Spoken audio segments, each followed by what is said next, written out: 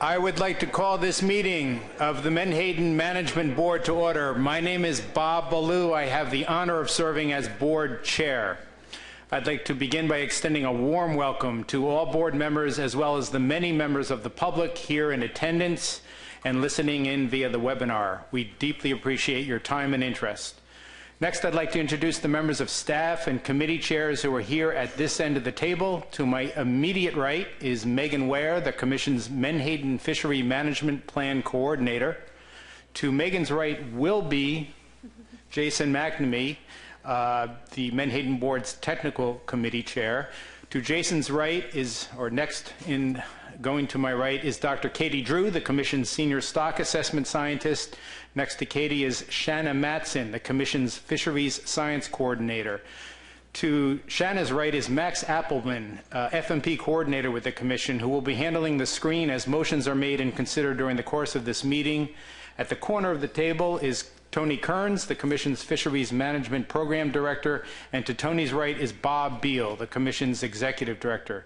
To my immediate left is Jeff Kalin, who serves as Chair of the Menhaden Board's Advisory Panel, and to Jeff's left is Major Rob Kersey, who serves as liaison to the Management Board from the Commission's Law Enforcement Committee. Gathered around the table are the 48 members of the Commission's Atlantic Menhaden Management Board, representing 16 East Coast states and our two federal partners. 16 East Coast states and jurisdictions from Maine through Florida, as well as our two federal partners, NOAA Fisheries and the U.S. Fish and Wildlife Service.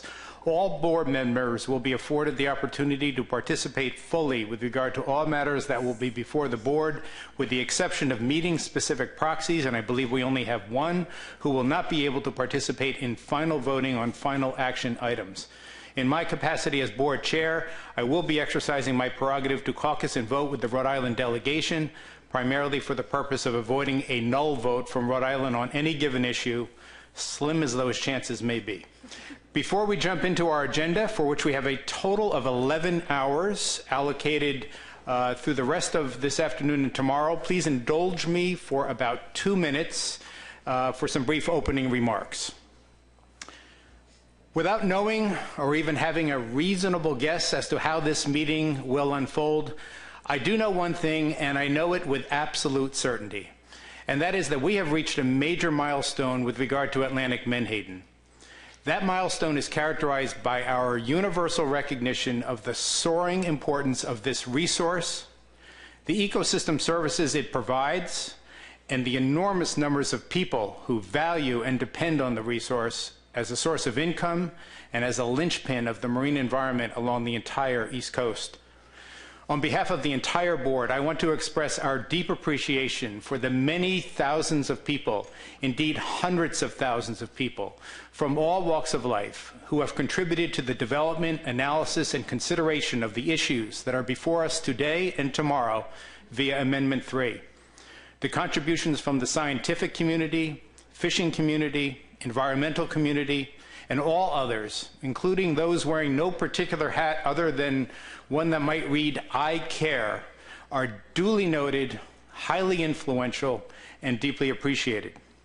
In particular, I want to give a shout out to staff, members of the plan development team, and members of the several committees and work groups who have all lent enormous support to the process, ushering us to where we are today.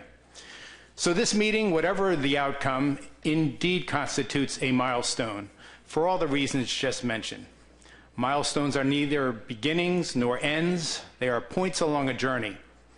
With that, let's now move forward with our journey. And to all my esteemed colleagues on the board, may we be guided over the next 11 hours or so by the spirit of doing what's right.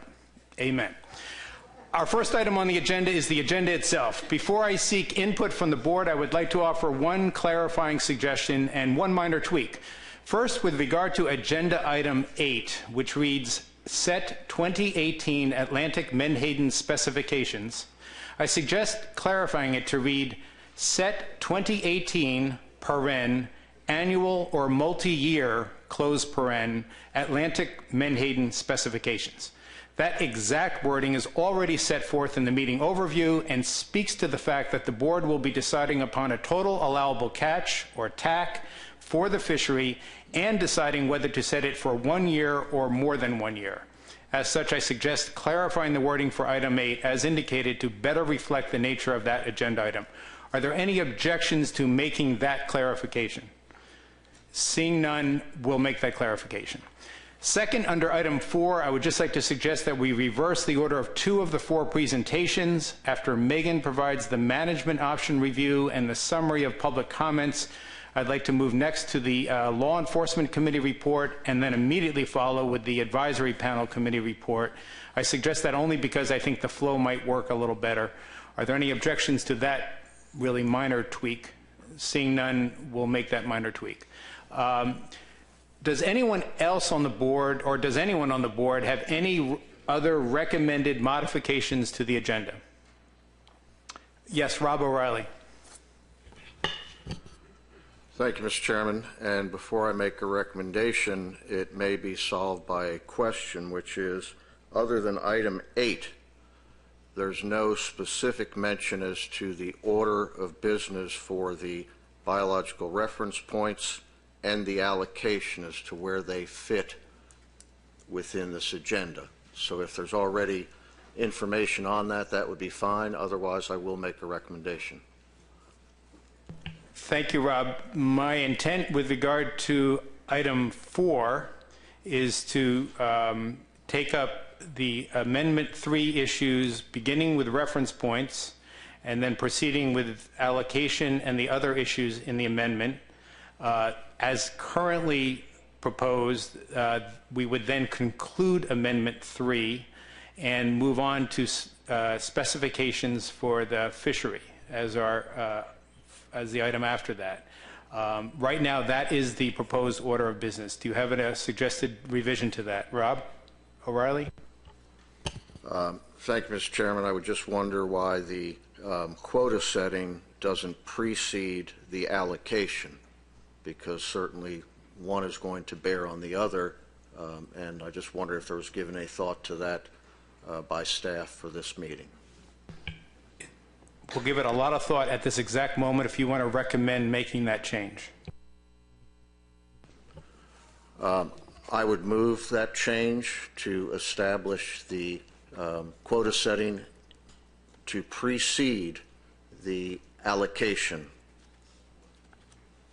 So the request, as I understand it, is to amend the agenda by inserting item 8, which is final action on spec setting, into item 4, which is final action on amendment 3, such that as we are moving through the provisions of the amendment, which we plan to take up in the order presented in the draft, when we get to allocation methods, we will pause consideration of the amendment issues to take up final action on spec setting, then continue with the rest of the provisions of the amendment. Is that your request? Yes, simply to have the specification prior to the allocation. Thank you. Thank you, and I realize I gave it more words, but I just wanted to make it clear as to what I understand the intent to be. Is there any objection to that request by any members of the board? Eric Reed. Thank you, Mr. Chairman. Thank you, Rob. Does that preclude any motions that might be bundled in one shot from being discussed at the same time? My interpretation is that it would not, provided that we first move through reference points. After that, there can be bundling. Any further discussion? Is there any further concerns? Dennis Abbott. Thank you, Mr. Chairman. Going along with Eric's question, could we not have a more inclusive motion, but yet divide the question at that time if necessary? If it's the will of the board, we'll do that. It'll be my recommendation as chair that we first move through reference points and then take up the other issues in either a bundled form or issue by issue, whichever the board would prefer. Seeing no other hands, I will take that to indicate that there are no objections to revising the agenda as recommended by Rob O'Reilly. Are there any other recommended changes to the agenda? Seeing none, I do have one. I'm sorry. Yes, Dr. Rhodes. This isn't a change to the agenda, but just a quick question. We'll need a policy board meeting. Would we have that before the close of this? Would we adjourn, then have policy board, not only to accept these actions, but also to, we had some actions at the South Atlantic board that we need to get accepted by the entire commission. And I just wanted to know where in the order that comes. Thank you for the question. I'll refer to Bob Beal to answer it. Thank you, Mr. Chairman. Yes, Malcolm, you're correct. We'll need to, at the end of the Menhaden board meeting, once all the decisions are made for Amendment 3 as well as the specifications for next year and any subsequent years, the Menhaden board will adjourn. We'll go into a business session. The business session will tackle Amendment 3, the final approval for Menhaden, as well as the COBIA FMP that was approved by the South Atlantic board. So at the very end, hopefully tomorrow afternoon, early afternoon. Thank you for that. Anything further on the agenda? Seeing no hands, the agenda as revised stands approved. We are now on to the next item, which is approval of the proceedings from the board's last meeting held on August 2nd, 2017. Are there any recommended changes to the minutes? Seeing none, is there any objection to approving the minutes as proposed? Seeing none, the minutes stand approved by consent. I don't see our stenographer, but I assume this meeting is being recorded, and I just received a nod in the affirmative on that. Next on the agenda is public comment, item 3. This is an opportunity for anyone from the public who would like to comment on any issue that is not on the agenda for this meeting to do so. Given the nature of the agenda, this is a very narrow opportunity. Through the public comment process, the board has already sought and received extensive and valuable public comments on all components of the draft amendment, and all 158,106 comments are before the board as part of our meeting materials. So that part has been done and done well. When we get to the issue of setting specifications for the fishery, there will be an opportunity for public comment on that issue. But for now, the floor is only open to comments pertaining to non-agenda items, that is, items not related to Menhaden management. We have only 10 minutes allotted for this portion of the agenda, which means we have a hard stop at 1:23. We have just one person signed up, and I'm going to go to that person first, and that is Mr. Robert T. Brown. Welcome, Mr. Brown.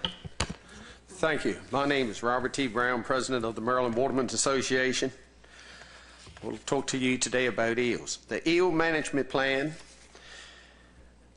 if the East Coast quota is exceeded by 10% in 1 year or less than 10% in 2 consecutive years, it sits off a trigger that all states must have individual quotas. The quota was exceeded by approximately 20,000 pounds or less than 2% in 2017.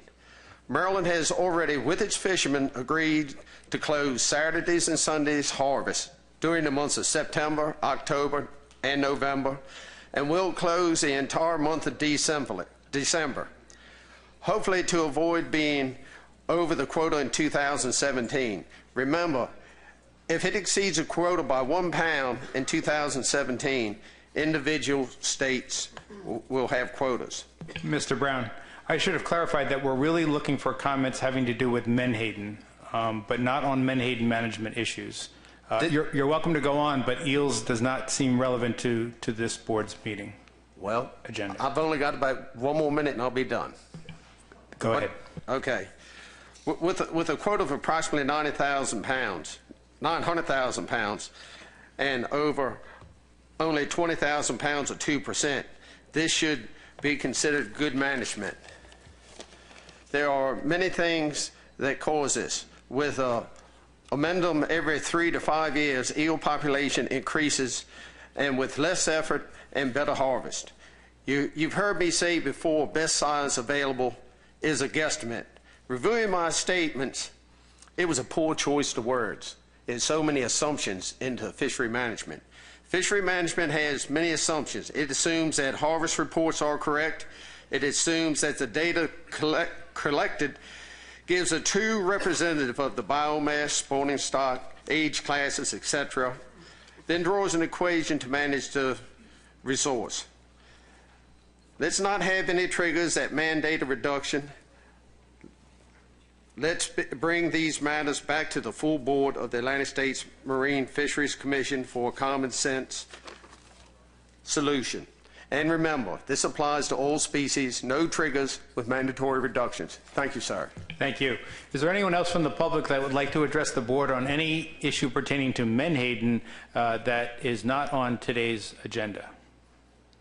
Seeing no hands, we will move on to item 4 on the agenda, which is Amendment 3 for final approval. This is clearly the main focus of this meeting, and here's how we plan to proceed. First, Megan Ware, to my right, will be reviewing the management options in the amendment, in the draft amendment. I believe she has about a 20-minute presentation. If any of the board members have any burning questions for Megan at the end of her presentation, we can take those up, but my preference would be to move through the other presentations first, then return to questions on key parts of the amendment on an issue-by-issue basis, which is how we plan to move through the next 11 hours or so. Megan's second presentation will summarize the public comments received during the public hearings and public comment period for the amendment. Megan will then summarize, or Major Kersey perhaps, I'm not sure who, will then summarize the Law Enforcement Committee report on the amendment and take any questions on it. And then for our fourth and last of our initial presentations, Jeff Kalin will summarize the AP, the advisory panel report on the amendment, and take any questions. So we will then be ready to roll up our sleeves and begin addressing the first major issue in the amendment, which is reference points. We will allow ample time for questions before getting into motions. If all goes well, we will finish up with reference points by 5 p.m. today or thereabouts, and then recess until tomorrow morning, at which time we will take up TAC, allocation, and the remaining issues in the amendment. With that, Megan, the floor is yours. Thank you, Mr. Chairman. Today we'll be reviewing Draft Amendment 3 and the associated comments. And just for an overview, the chairman just spoke about this, but I'll actually be combining the management options and the public comment summary in one presentation, and I'll try and focus on those public comments. For an overview of the public comment that we received, for public hearings, there were 15 hearings conducted in 13 jurisdictions, ranging from Maine through Florida. 602 individuals attended those hearings. And for written comment, a total of 158,106 comments were received. The vast majority of those comments were received through form letters. However, 99 organizations did submit comments on the draft amendment, and the remaining comments, about 450, generally came from individual stakeholders, including commercial fishermen, recreational fishermen, and concerned citizens. I'm going to jump right into the reference point options, and just to orient everyone to the screen, the 5 options are going to be on your left, and I'll highlight which one I'm talking about. And then these are the same figures that I used at the public hearing, so it's just a reminder as to what those reference points look like. The red dotted line was our fishing rate in 2016. So option A is single species reference points. For this option, the board would continue to use the single species reference points in place, and the board would not pursue ecosystem reference points for Menhaden. Here, the solid black line is our threshold, and the dotted black line is our target. So that red line is below both the target and the threshold. So according to this reference point, we are not overfishing. Next is option B, which is the BERP continues to develop Menhaden-specific ERPs, and in the interim, we use our single species reference points. So here it's the same graph, the same reference points. So for this reference point, we are not overfishing. Option C is, again, the BERP continues to develop Menhaden-specific ERPs, and in the interim, we use the hockey stick control rule, which recommends a fishing mortality rate that linearly decreases with changes in biomass until 40% unfished biomass, at which point there is a moratorium on fishing. Here, the solid green line is that maximum fishing rate when we're at 100% unfished biomass, and the dotted green line is the recommended fishing rate for our current abundance. So this reference point is saying that we are fishing at a higher rate than we should be based on our current biomass. Option D, again, the BURP continues to develop Menhaden-specific ERPs, and in the interim, we use the 75% rule of thumb, which recommends a fishing mortality rate that achieves 75% unfished biomass. That is represented here with the mustard-colored line. That red line is just above the mustard-colored line, so according to this reference point, we are overfishing. And then finally, option E, again, the BURP continues to develop Menhaden-specific ERPs, and in the interim, we would use a reference point that recommends a target fishing mortality rate that achieves 75% unfished biomass and a threshold mortality rate that achieves 40% unfished biomass. Here, the solid blue line is the threshold, and the dotted blue line is the target. So we're just above the target, but well below the threshold. I have received several questions about what action is associated with either a target or a threshold. So I just took some of the text from the draft amendment to preemptively address some of these questions. And what this says is, if the current F exceeds the threshold level, the board will take steps to reduce F to the target level. If the board exceeds the target but is below the threshold, the board may consider steps to reduce F to the target level. If current F is below the target F, then no action is necessary to reduce F. All right, these are the public comments we received on the reference points, and it might be a little hard to see in the back, but these are the same tables that were in the meeting materials. The greatest support was for option E, which is that 75% target, 40% threshold. Those who supported E commented on the implementation of ERPs now to account for Menhaden's role as prey for larger fish, for whales, and for birds. Many commented that a precautionary approach is best for the long-term management of the species and will lead to stock improvements for many other species. And as a result, many individuals also commented on the economic benefits associated with this option in terms of other commercial and recreational fisheries, as well as wildlife viewing operations, such as whale watching. Particularly in the Gulf of Maine and in Florida, individuals commented on the decline of other forage fish species and the need to conservatively manage Menhaden. And in the southern states, individuals at the hearings commented that they have not seen the resurgence in Menhaden populations that the northern states have seen. The next most supported option was option B. Those who supported option B commented that the existing reference points are precautionary enough while the BURP continues to develop Menhaden-specific ERPs. Some questioned why drastic action is needed if the stock is not overfished and overfishing is not occurring. A couple of individuals commented specifically on the work by Hilborn, which raised concerns about the applicability of generalized rules to Menhaden. And at one of the Virginia hearings, many commented on the potential economic impacts, not only to the reduction plant, but also to associated businesses and local towns.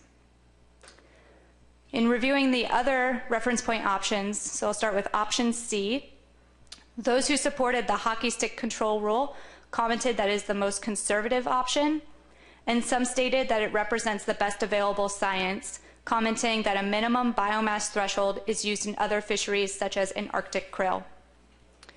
For option D, individuals supported managing to the 75% target, and some expressed concern with the high threshold in option E, stating that option D ensures management to that 75% unfished biomass. And finally, option A, those who supported this option generally did not feel that the data on predator-prey relationships is strong enough to develop ERPs, and others did not want to see the management of Menhaden tied to predator species, pointing towards horseshoe crab management. I'll now review the allocation options here. We have 6 allocation options. First is a coast-wide allocation, so there's no division of the TAC. Option B is our current jurisdictional approach, where we would divide the TAC between the different states. And this is the same table from the amendment that shows what those percentages would be for the various timeframes. Option C is a fixed minimum approach, where each jurisdiction gets a minimum percentage of quota. And there are 3 sub-options here: a 0.5% fixed minimum, 1% fixed minimum, and a 2% fixed minimum. Option D is regional fleet capacity.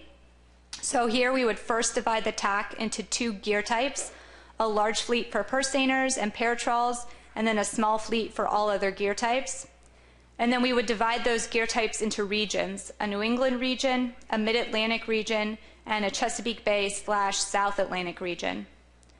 There is an option here for a soft cap for that small scale fleet, which would set a target quota for those gear types, but it does not subject them to a closure.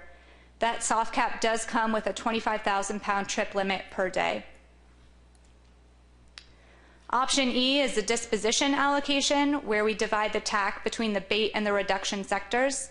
And there are 2 options here, either a 75-25 split or a 70-30 split.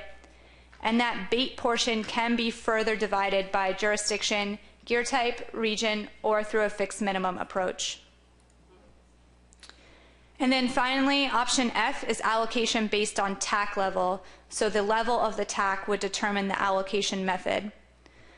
So if the board chose a TAC that is higher than 212,500 metric tons, the difference between that higher TAC and the 212,500 metric tons could be allocated in a manner that's more favorable to the bait sector. And there are 2 sub-options there. That green box can be allocated such that 50% goes to the reduction fishery and 50% to the state bait fisheries, or 30% can go to the reduction fishery and 70% to the state bait fisheries. All right, this is our public comment. Obviously, this table is quite large with all of the options, so I'm going to break it up a little bit. But I'll just highlight that the 2 allocation options that got the greatest support were allocation based on TAC level, followed by fixed minimum. So I'll start with that allocation based on TAC level and discuss that as well as the disposition. So the greatest support was for this allocation based on TAC level. Those who supported option F stated that this option looks to make all states whole before allocating more quota to the bait sector, and that specifically the reduction fishery is willing to give a little once the pie is whole from the 2012 reduction. Those who supported this option generally stated that other allocation options represent a fish grab by the other states. And then I'll talk about the bait versus reduction because it's on the screen now. There was some support for this option. Some expressed concern that one company has such a large share of quota and that this is a way to increase quota for the bait sector without increasing the TAC. I'll switch to the other side of that table now. So this is going to include the fixed minimum option, which got the second most support. Many commented that the current allocation scheme is unfair, given one state has 85% of the quota, and they felt the fixed minimum creates fishing opportunities for all states. Others commented that this reduces the complexity of Menhaden management, given the episodic events program and the bycatch provision may not be needed. And some noted a biological benefit of spreading quota out along the coast. There were comments clearly against a fixed minimum approach, commenting that it moves the Commission away from an allocation based on historic catch and rewards states which have not invested in the fishery. And then I'll just move left to right on the screen here. So coastwide allocation, some individuals, mostly commercial fishermen, supported a coastwide quota. However, others expressed concern that it could create a race to fish and shut out certain states from the fishery. Next is the jurisdictional approach. There was some support for continued use of a jurisdictional approach since it secures quota for each state and provides flexibility for states to divide between gear types or create trip limits. And finally, the regional fleet capacity option. There were a couple of individuals that did support a soft cap. However, others did not like this approach since it groups states with different fishing capacities together and may limit some states' participation in the fishery. Next are our time frames. There are 5 time frames here. 2009 to 2011 is status quo. 2012 to 2016 is the most recent time frame. 1985 to 2016 is the longest time frame. 1985 to 1995 is the most historic time frame. And then option E is a weighted allocation. The intent here is to consider both historic landings and recent trends in the fishery. In terms of public comment, there weren't as many comments given on the allocation time frame as on the method. However, the greatest support was for that 1985 to 2016 time frame. Those who supported this time frame commented that a longer period is better because it includes more data. And instead of focusing on recent years, the board should consider a longer and more historic perspective. The next most supported option was 2012 to 2016. And those who supported this option generally felt that it reflects current fishing efforts in the states. There was some support for keeping the time frame at 2009 to 2011, and those who supported these years commented that it does not include years under attack, and therefore is a fair reflection of all states' landings prior to implementing that TAC. Particularly at the Rhode Island hearing, there was support for the more historic time frame, which is 1985 to 1995, and there was even support for a more historic time frame than 1985, commenting that fish were more spread out along the coast. And then there was some support for a weighted allocation, and those who supported this option saw it as a compromise approach. Next is quota transfers. We have 3 options here. We can continue quota transfers as they are now, so 2 states mutually agree. Under option B, we add in accountability measures such that if a state exceeds its quota by more than 5% in 2 consecutive years, it cannot receive a quota transfer in the 3rd year. And then option C is quota reconciliation. So if the TAC is not exceeded coastwide, then any state-specific overages are automatically forgiven. If the coastwide TAC is exceeded, then any unused quota is automatically pooled and distributed to states or regions. Of the options in the amendment, the greatest support was for leaving the quota transfer process as is. Those in favor of this option stated that if the states agree to transfer quota, then that is fine. There was some support for option B, and those who supported this option liked the idea of accountability measures and liked the idea of dissuading states from perpetually exceeding their quota.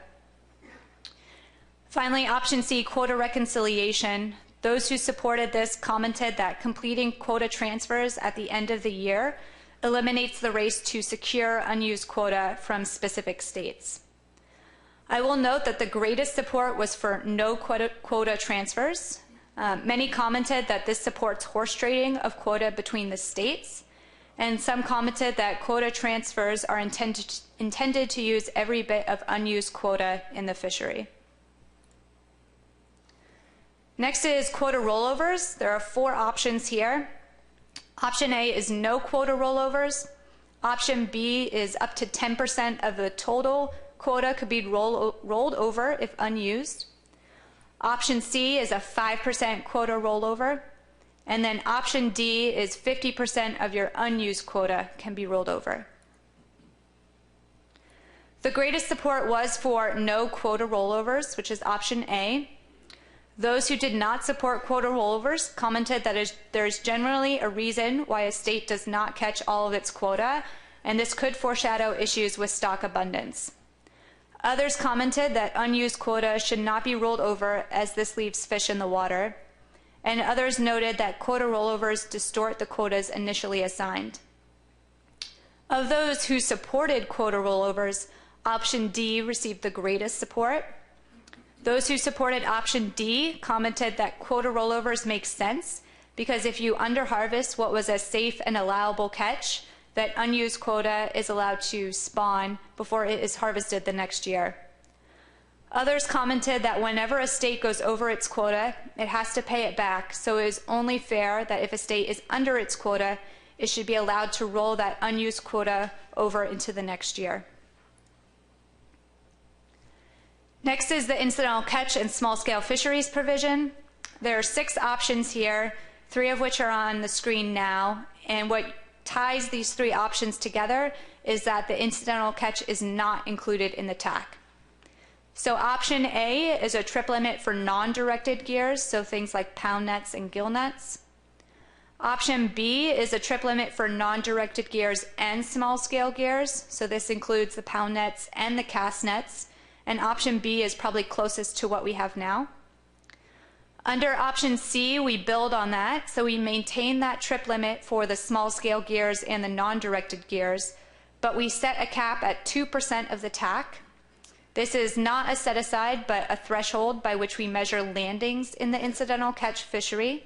And if that cap is exceeded by more than 10% in a single year, or by any amount 2 years in a row, the board is triggered to take action. The next three options are tied together in that incidental catch is included in the TAC, and we do this through set-asides. So option D is a 2% set-aside for incidental catch after the quota is met. Option E is a 1% set-aside for small-scale gears, and what is unique about this option is that it is for their harvest year-round.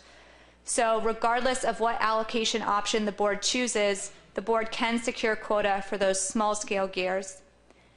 And then option F, all catches included in the TAC. So once the directed quota is met, the fishery closes.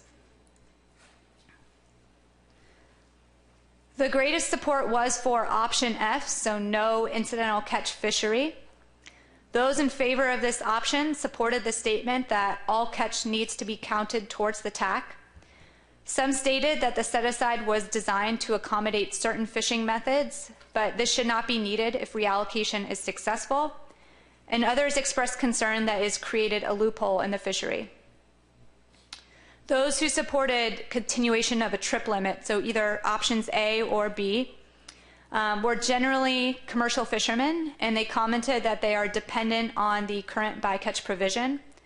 They frequently commented that unless there is enough quota for a year-round fishery, an incidental catch trip limit is needed to sustain the fishery and provide bait for the lobster, crab, and recreational fisheries. Some also noted that with stationary gears, fishermen have no control over what swims into the net, and without a trip limit, there would be a lot of dead discards. Those who favored the set-aside, so options D or E, generally supported the idea of including all catch in the TAC, but also wanted to provide a way to reduce discards in the fishery. They expressed concern that without some sort of incidental catch provision, menhaden would be discarded and the resource wasted. Some fishermen did express concern with a set-aside, mainly that since it is a coast-wide set-aside, catch in one state could cause an overage, which would then have to be paid back on a coast-wide level. And there was no support for the catch, cap, and trigger. Next is the episodic events program. So we have three options here. We can keep the set-aside at 1% of the TAC. Option B is to increase the set-aside to 3%, or option C is 0%, so that would remove the episodic events program. The greatest public comment was for option C, so that's ending the episodic events program. Many commented that if reallocation is successful, this set-aside will no longer be needed. Others commented that while the set-aside was appropriate during stock rebuilding, menhaden are consistently in New England, and so the set-aside is no longer appropriate. And some were against the episodic event set-aside, commenting that it artificially increases New England state quotas. Those who supported the continuation of the set-aside, either options A or B, stated that this is needed in the New England states, particularly if a fixed minimum approach is not chosen for allocation. And some commented that it is a worthwhile program which prevents fish kills. And finally, our last issue is the Chesapeake Bay reduction fishery cap. There are three options here. We can maintain the cap at the 87,216 metric tons, reduce the cap to 51,000 metric tons, or option C is to remove the cap. And there are sub-options under A and B which allow for a percentage of unused cap to be rolled over to the next year. For public comment, the greatest support was for reducing the cap to the 51,000 metric tons and having no rollovers. Those who supported reducing the cap commented that the Chesapeake Bay is an important nursery area for many species, and this is an opportunity to provide greater protection to the bay. Some commented that if the cap is not being met, there are not enough fish in the bay. And others commented that if the reduction fishery actually caught the cap, it would be devastating to the bay ecosystem. Those who supported maintaining the cap commented that the cap was started as a way to restrict and ultimately eliminate the reduction fishery. They commented that science shows that there is no localized depletion in the bay and there's no scientific basis for the cap. And a similar rationale was stated for removing the cap. And with that, I will take any questions on the public comment. Thank you, Megan. Questions from Megan, recognizing that we will be returning to each of the major management issues for thorough vetting, starting with the reference points after the next two presentations. That said, John McMurray. Thank you, Mr. Chairman. Megan, can you put that, I think it was the third or fourth slide, it was a quote about the 40-75% rule. And I think, well, there it is. So the management board may consider management measures to reach target, but there's no mandate to manage for 75%. If I'm reading this correctly, as long as the board is in between 40 and 75%, we're good. And well, maybe you could clarify that before I go on. Yeah, so the management trigger is at the threshold. That's what this is saying. So the board is required to take action when you hit that threshold. So, Mr. Chairman, so there's some management flexibility when you're within those two parameters. There's no set thing that we have to manage for. The action is required at the threshold. Yeah. I think that's a fair characterization, the way you put it, John. Other questions for Megan? Yes, Craig Pugh. Thank you, Mr. Chair. Megan, I noticed that there was repetition of names between the state hearings. Is that commonplace, and was that accounted for? It's commonplace for Menhaden, I would say. So how I did those is if they attended the hearing, then they were counted for at that hearing. So if an individual did attend multiple different hearings at different locations, and they spoke multiple times, they got a vote, or their comment was written down at each hearing. Thank you. Thank you. Other questions? Seeing no hands, our next issue is the Law Enforcement Committee report. Megan, is that you? Okay, we'll go back to Megan for that. Thank you. So I'll be very brief here. And whoever was at the policy board meeting for annual meeting did hear this. But the LEC met to discuss draft amendment 3 at annual meeting. There were really no major enforcement concerns brought up by the LEC, but the discussion did focus on the incidental catch provision, or that bycatch provision. And the comments were generally that there's no enforcement challenge with a trip limit. However, a simple closure of a directed fishery when quotas are met is less of a drain on enforcement resources. So that's the comment that they gave.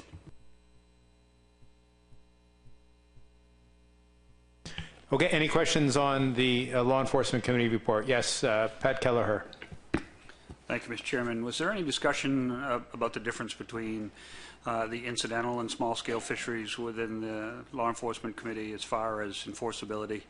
There's been a lot of comments in Maine about the small-scale fishery turning into a directed fishery and the ability to even prosecute just by saying we're targeting something else. There were no comments given by the LEC on that specific issue.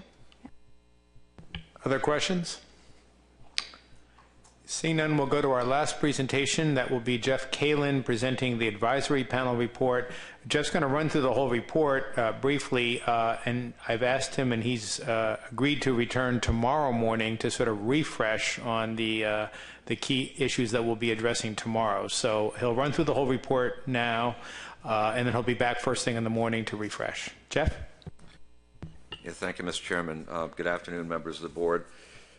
Members of the public, I'm Jeff Kalin with Lund's Fisheries, and I'm privileged to sit as the AP chair. We met on October 26th. I'm not going to read the 7 pages of summary that Megan prepared. It's on the table, but we will go through the slides that quickly summarize the discussion. I wanted to thank the chairman and the leadership of the commission for allowing us to have a face-to-face meeting last month. It was very well attended. We had several advisors are here today.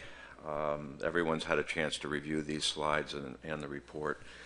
So we attempt to run these meetings on a consensus basis.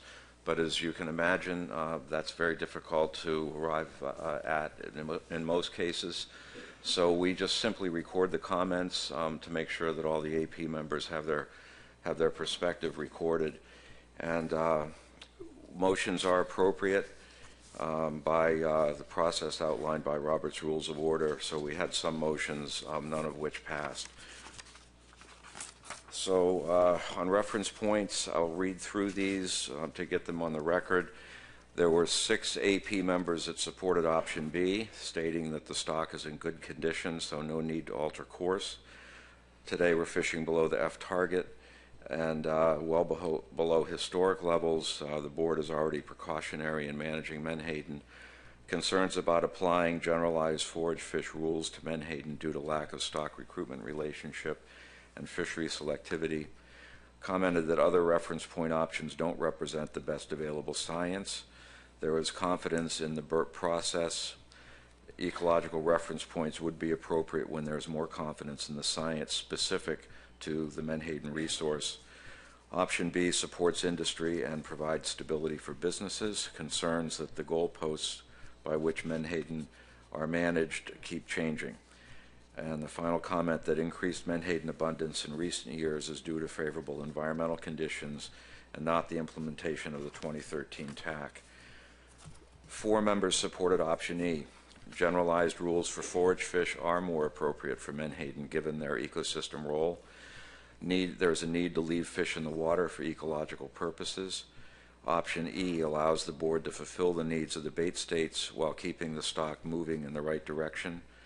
Important to implement ecological reference points now.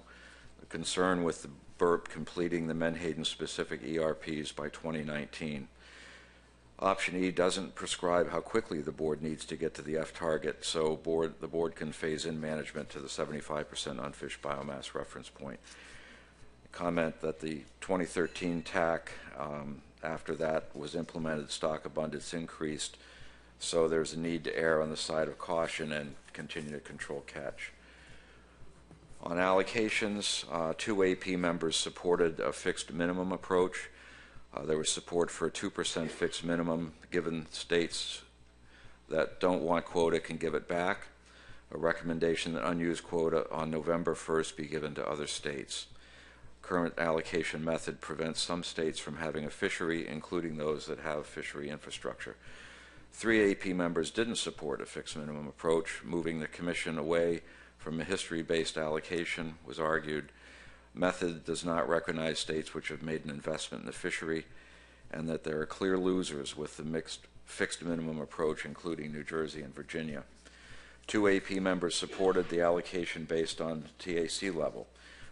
The argument was that that makes states whole again prior to implementation of the TAC in 2013, and then a greater percentage can be allocated to the bait fishery.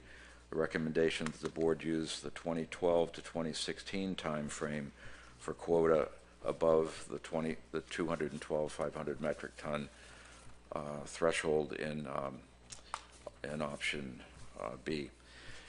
On the allocation approach, One AP member supported the 70-30 split between reduction and bait. This is option E, the disposition quota, the freestanding option.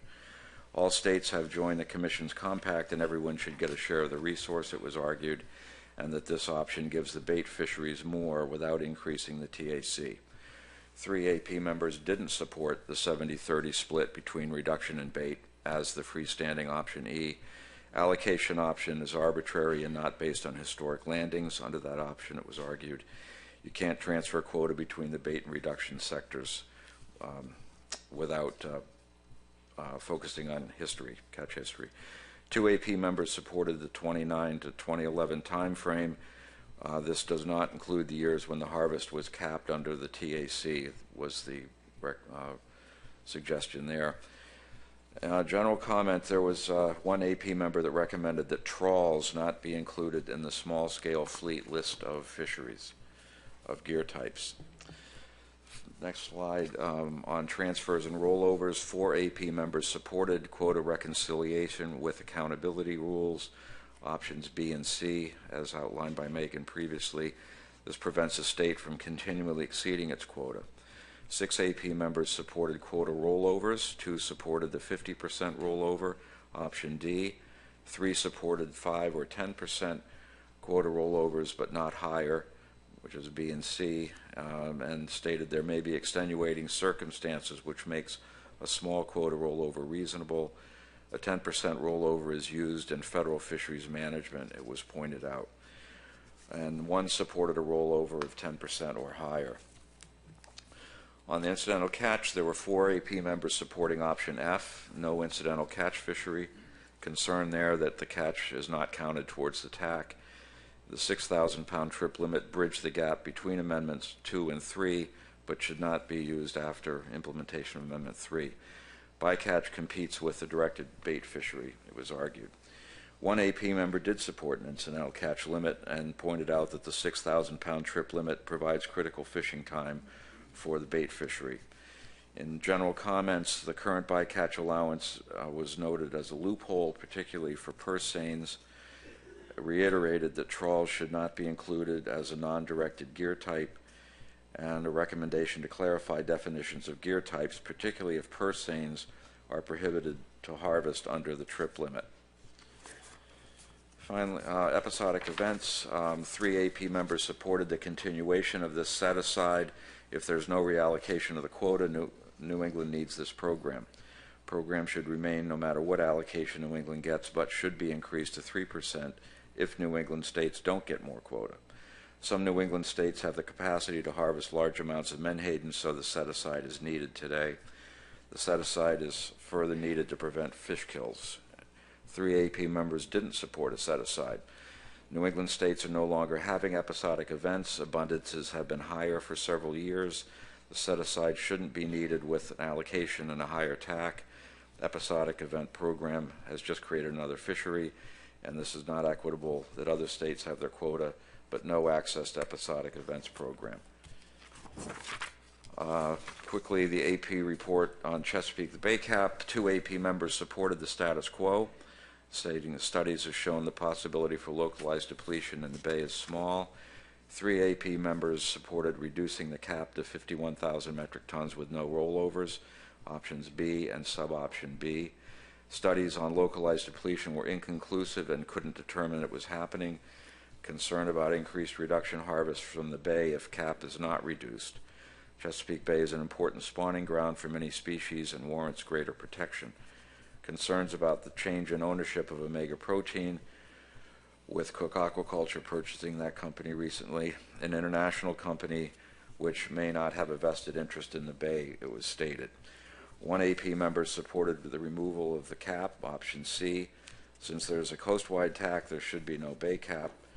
And then Virginia purse seiners were already restricted from going in the majority of the bays in Maryland, the Maryland portion of the bay and the rivers.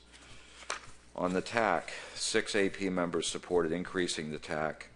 2 supported, and this is where we had some motions, none of which were successful. Very interesting discussion, all with good humor, I might add, Mr. Chairman. So, 2 supported the 280,000 metric ton TAC. comment there that one state lost access to 60% of the Menhaden fishery due to 2013 TAC implementation. One member supported the 250,000 metric ton TAC, helping the industry, not going to hurt the stock. One supported 240,000 metric ton TAC, 20% increase. New England Council uses a risk policy of a 50% chance of exceeding the OFL, where the MID has a risk policy of a P-star of 40%. TC projections show the 314 500 metric ton TAC has a 50% risk of exceeding the F target only. One supported 220,000 metric ton TAC. To offset bad years in a fishery, you need good years, and the current TAC caps harvest levels in mediocre years. Two AP members supported maintaining the TAC at 200,000 metric tons, stating that regardless of the reference points chosen, the TAC shouldn't increase under options A and B and doesn't need to decrease under option E. The increase in the TAC could negate the progress that's been made in stock abundance since 2012, these members argued. The AP did make a series of motions regarding these options, but as I stated earlier, none passed. So in general comments, and there were consensus on these points, it was recommended the AP could be better utilized by the Menhaden Board to provide information on annual changes and trends in the fishery, including AP comments in the Commission's FMP review process was recommended in a process similar to the Mid-Atlantic Council's Fishery Performance Report. And finally, the AP expressed concern that fishermen harvesting under the 6,000 pound trip limit today are selling Menhaden from their bunt. This is a purse seine gear terminology, and not reporting landings. Need for greater enforcement at the state level was recommended. And then finally, the AP recommends that in the future, the Technical Committee complete multi-year projections and that the Board consider setting multi-year TACs for 2 to 3 years. And with that, Mr. Chairman, I end my report. Thank you. Thank you, Jeff. Questions for Jeff on the AP report? Dennis Abbott? Thank you, Mr. Chairman. Jeff, how many people participated in your discussion? I note that on a lot of issues there were differing amounts of opinions. Were some people ambivalent to certain things, or could you explain that a little bit to me? Yeah, we had 12 members of the AP, and for those of you who know me, you may be surprised I didn't say much as the chairman. So that changed the count a little bit. I mean, I really think it's important for the members to speak. We had a quorum. I think there's about 18 members of the AP right now. And, you know, again, I wanted to thank the board for recently repopulating the AP. So if it doesn't add up, you know, some people were, you know, quiet, I guess, on certain matters, Dennis. But what we wanted to do was just kind of record the breadth of opinion around the table. So the numbers may not add up, and it may just be that some people were more vocal than other people. Thank you. Russ Allen? Thank you, Mr. Chair. Thank you for that report, Jeff. Just a quick question. Can you give, and it might be better for tomorrow's discussion, but I just wanted to hear the rationale behind the one AP member not wanting to include trawls in the small-scale fisheries. If you could give me a little bit more information on that.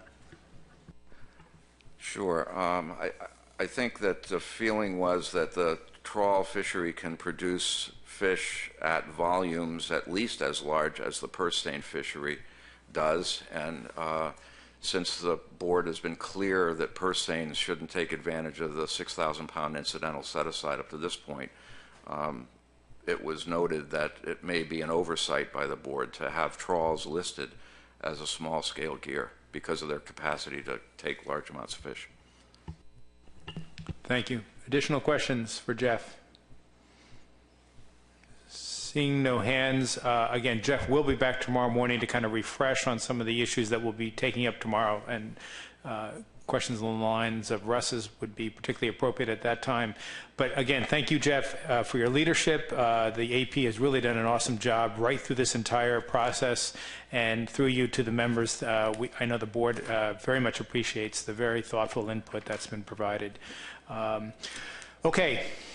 Now let's turn to the first issue under Amendment 3, which is reference points, and open the floor to questions from the board on the reference point options set forth in the draft amendment. This will be questions only for now. The time for motions will soon follow. So I think Megan may be putting up a sort of a summary slide just to kind of orient ourselves, but the floor is open to any questions that any board members may have on any of the issues associated with the reference point options. Does anyone have any questions? Rob O'Reilly. Thank you, Mr. Chairman. I wonder if we could get a brief summary of the assumptions that the technical committee listed. There was a recent memorandum that was provided to the ASMFC, and in that there were a number of assumptions related to the different reference points. I wonder if that's available.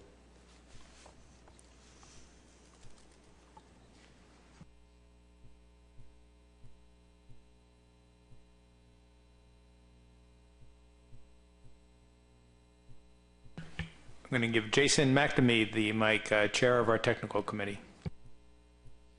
Thank you, Mr. Chair. Mr. O'Reilly, could you repeat your question one more time just to make sure I'm giving you the right info? Yes, there were assumptions listed by the TC related to the generalized approaches to the biological reference points, and that was just, I think, at the end of the week last week. So that'd be the first part. And do you have that in front of you? I think so. It was things such as lack of a stock recruitment situation. There were about 4 or 5 different assumptions listed, and if you have that, then I'll follow up to save time. I'd also appreciate hearing how A and B relate, since they're Menhaden specific, what type of assumptions there are there. And I realize with both there'll be recruitment assumptions, but I hope that gives you enough information to respond. Yeah, I think so. So what I think you're interested in is we refer to them as caveats for the projections. So I've got that in front of me. If I had my presentation that I'm going to give tomorrow open, I could get you a quicker version, but I'll do my best here. So we've got a set of general caveats that apply to both the ecological reference point projections as well as the standard projections that we've run, and then a subset that is just about the ecological reference points. So one of the first caveats that we noted was that the fisheries are assumed to continue, move, from this point forward in the projections. They're assumed to continue at their current proportions of total effort, and so that's important with regard to how selectivity works with the projections. Recruitment, so we're not using a stock recruitment relationship in any of the projections.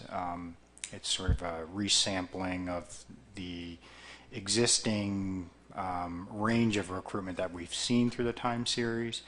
But what's important about that is that we're using a median, and so if conditions are that recruitment has a series of years with low recruitment or high recruitment, that's going to impact the performance of those projections.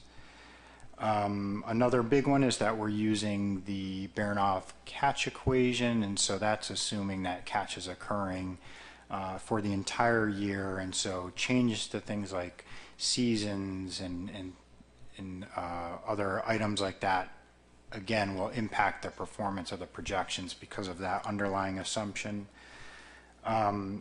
Just a general statement that projections, whether it be Menhaden or any other fish in the sea, are highly uncertain.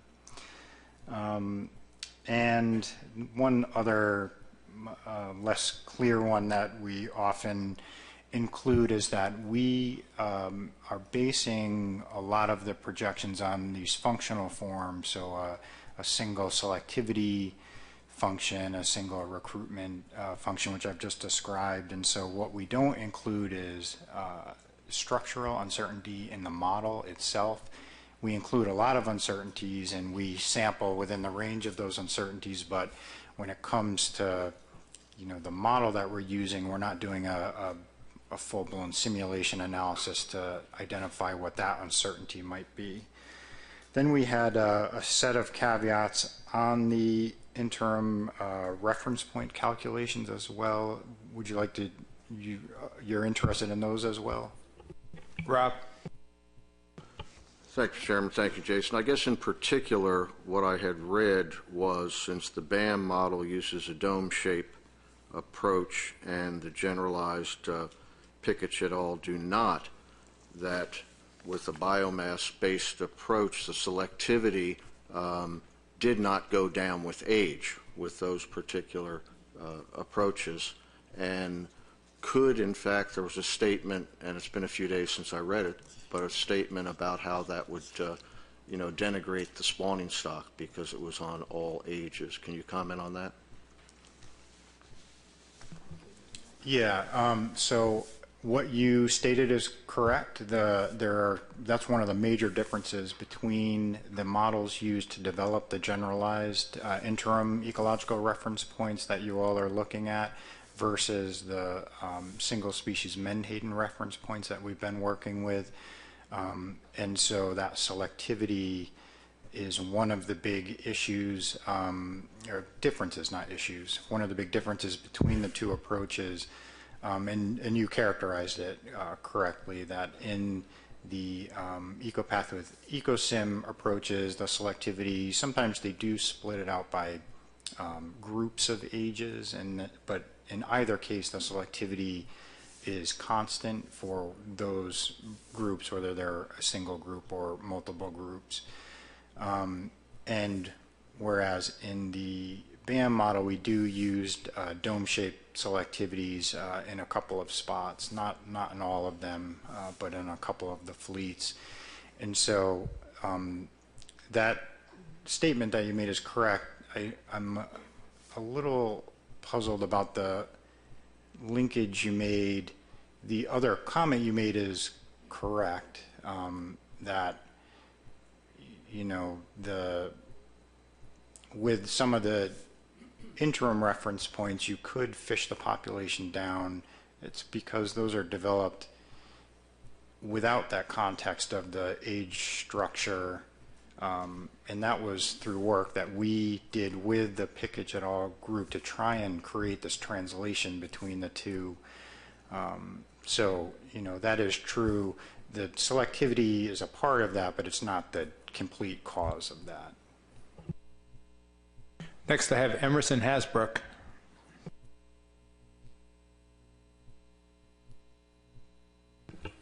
Thank you, Mr. Chairman. I have a three-part question relative to B0. So I'm wondering, the first part of the question is, what is the value of B0? How is it, part two is, how is it estimated? And then the third question, or the third part of that question is, what's the 95% confidence intervals around that estimate? Thank you.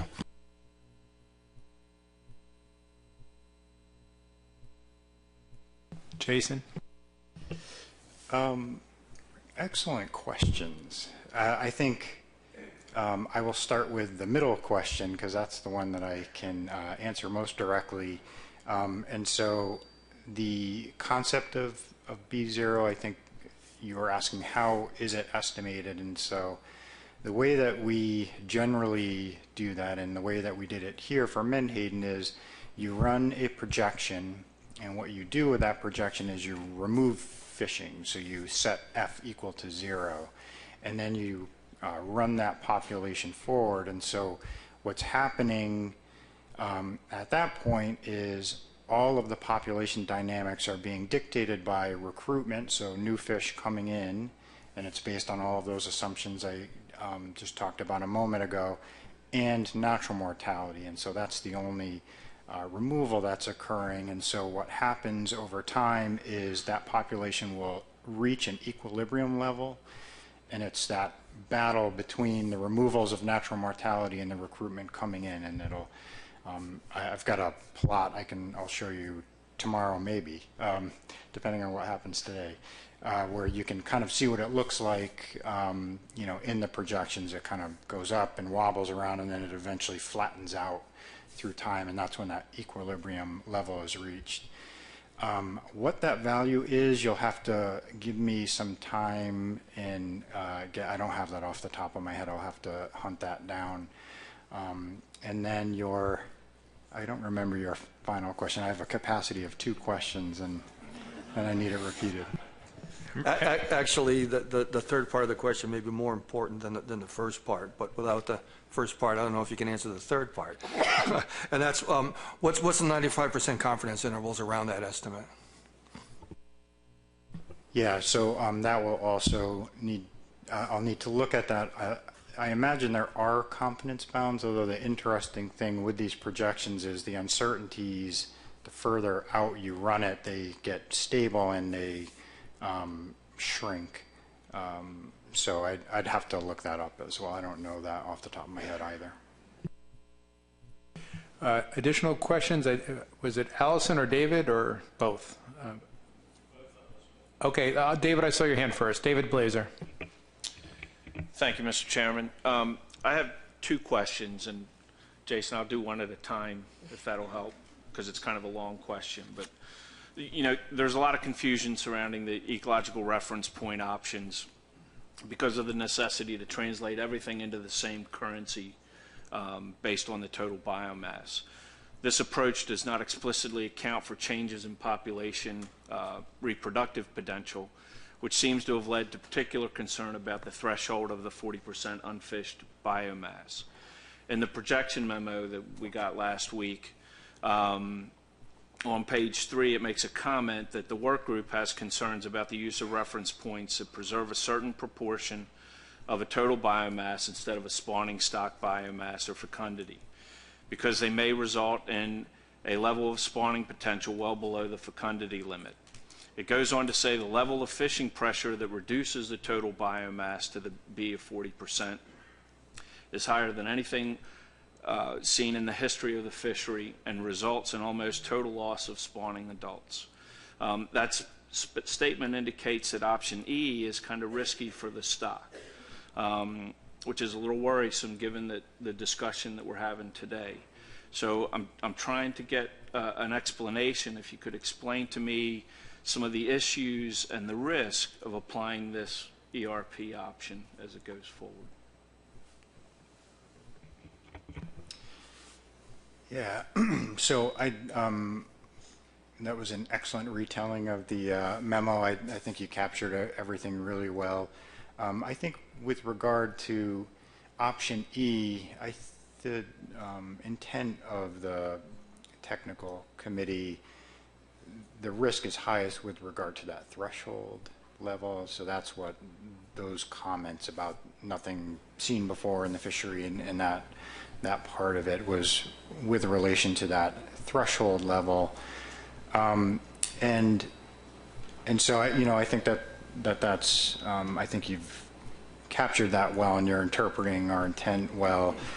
I'm trying to think how deep in the weeds you want to get on this. I think when we received the task from the board, seemed pretty straightforward to us, I'm sure to you all as well. But then when we sat down and started to think through, we understand this population through our age-structured assessment. And so that was where we first ran into this issue of, well, we need to figure out a way to translate between how the generalized ERPs are developed and the information that we have available.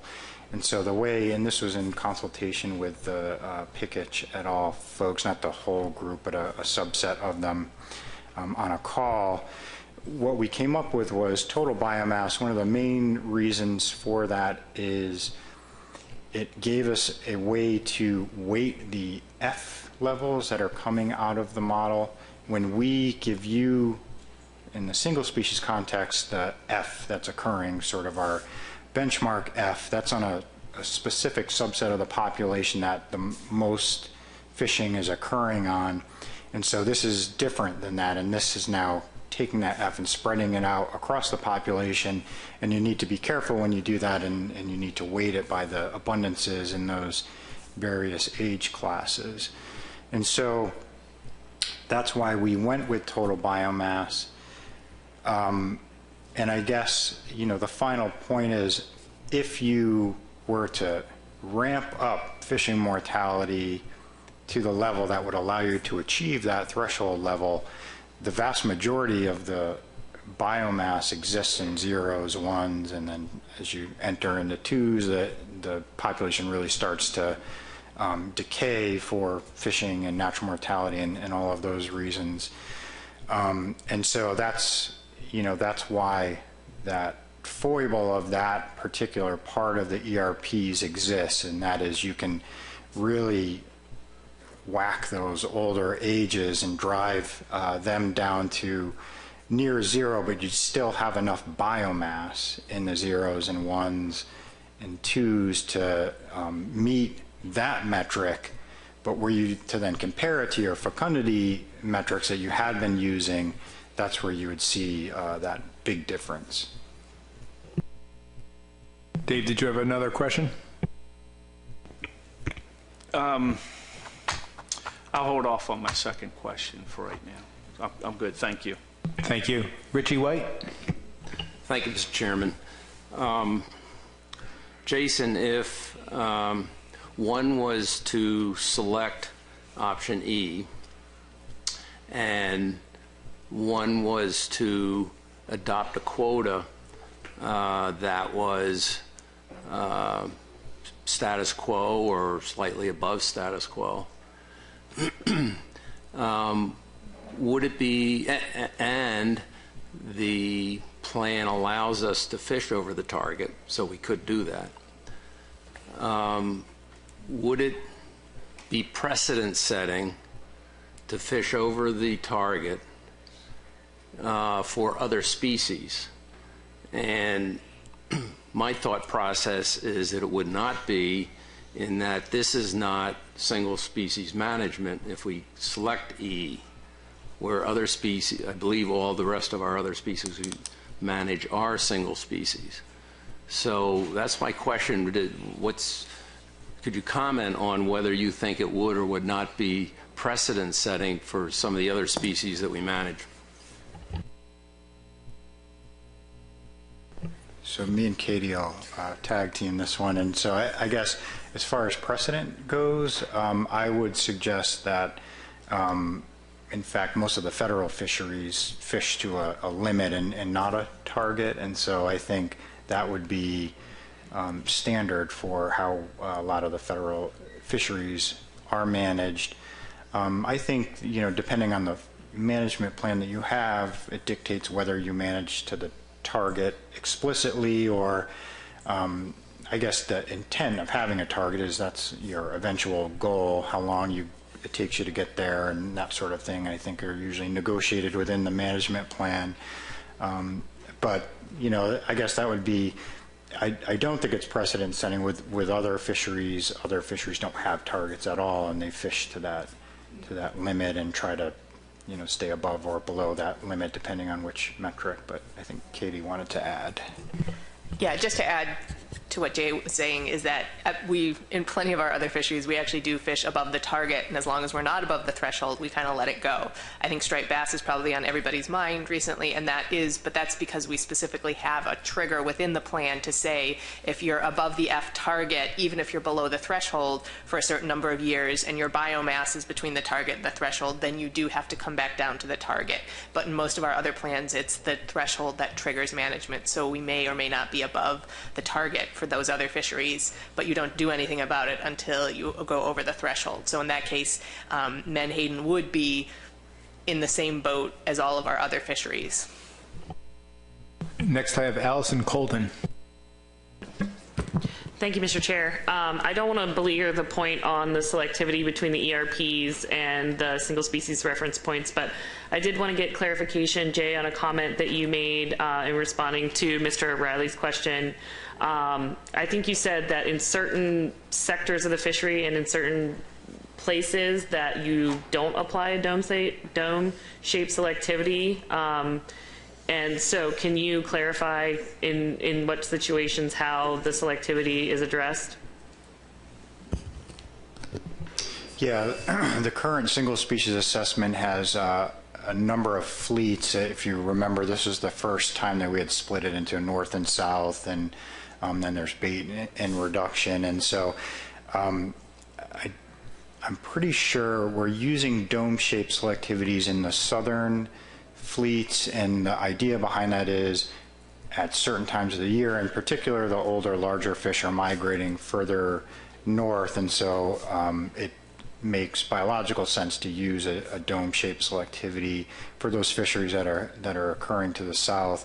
In the north, we're using a logistic, which would be a flat-topped selectivity for at least for the survey indices up there, and I think for the fishery as well. I'd have to dig in to give you exactly which ones we're applying domes and which ones we're not, but there is differences within the model.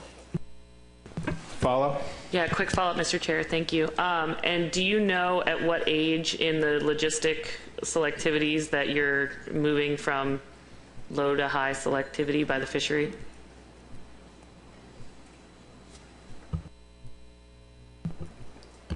I was contemplating just winging it, but I think that's something I could look up relatively quickly and get back to you on. It's, yeah. And just to add to that, so we do, for the single species model for the assessment, we are using the multiple fleets, but then to develop the reference points and to do the projections, we're using sort of a weighted average of a single selectivity to combine all of those different fleets into a single sort of averaged fleet based on how much effort they've applied in the past and what their selectivity curves look like. So some fleets go up and flatten out, some are completely dome-shaped, and the end result sort of average for the reference points ends up being that dome-shaped on the basis of how much effort the fisheries have applied in the past. So those different fisheries are sort of composited together into a single selectivity curve for the reference points. Thank you. Pat Kelleher. Roy Miller. Thank you, Mr. Chair.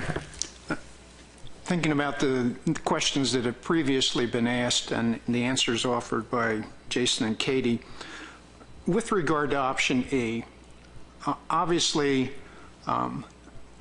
if I could summarize what I've heard thus far, we're not bound to manage to the F target, but there is a lot of room between the F target and the threshold. So what guidance do we have when it comes to picking a TAC that'll be somewhere between the target and the threshold?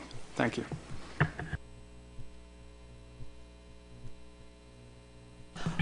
I think it would be, well, there is essentially nothing written down in terms of guidance then, and it would be the board's prerogative to decide. We can give you projections and say this is what the stock is going to look like in the near term over a couple years under this level of fishing pressure, and we can show you some different options between the target and the threshold, which, as you say, for option E is a really wide range.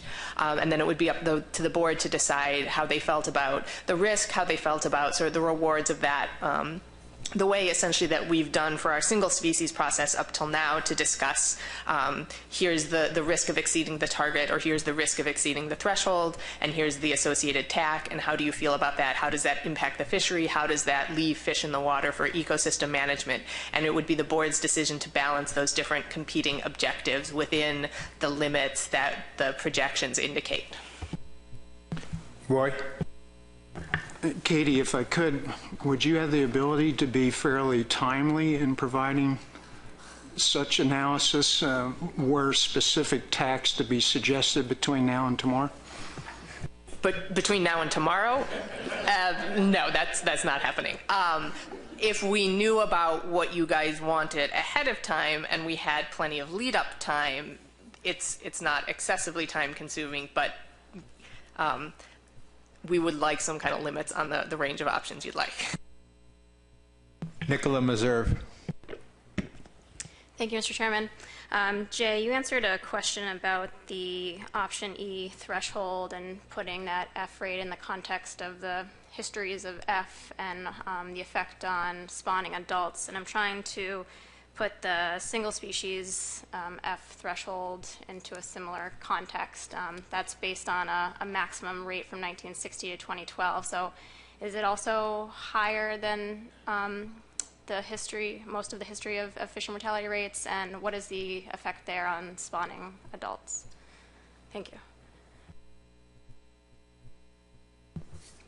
I may be missing your question, and so how I think I'm understanding it, let me say it back to you, and then you can correct me.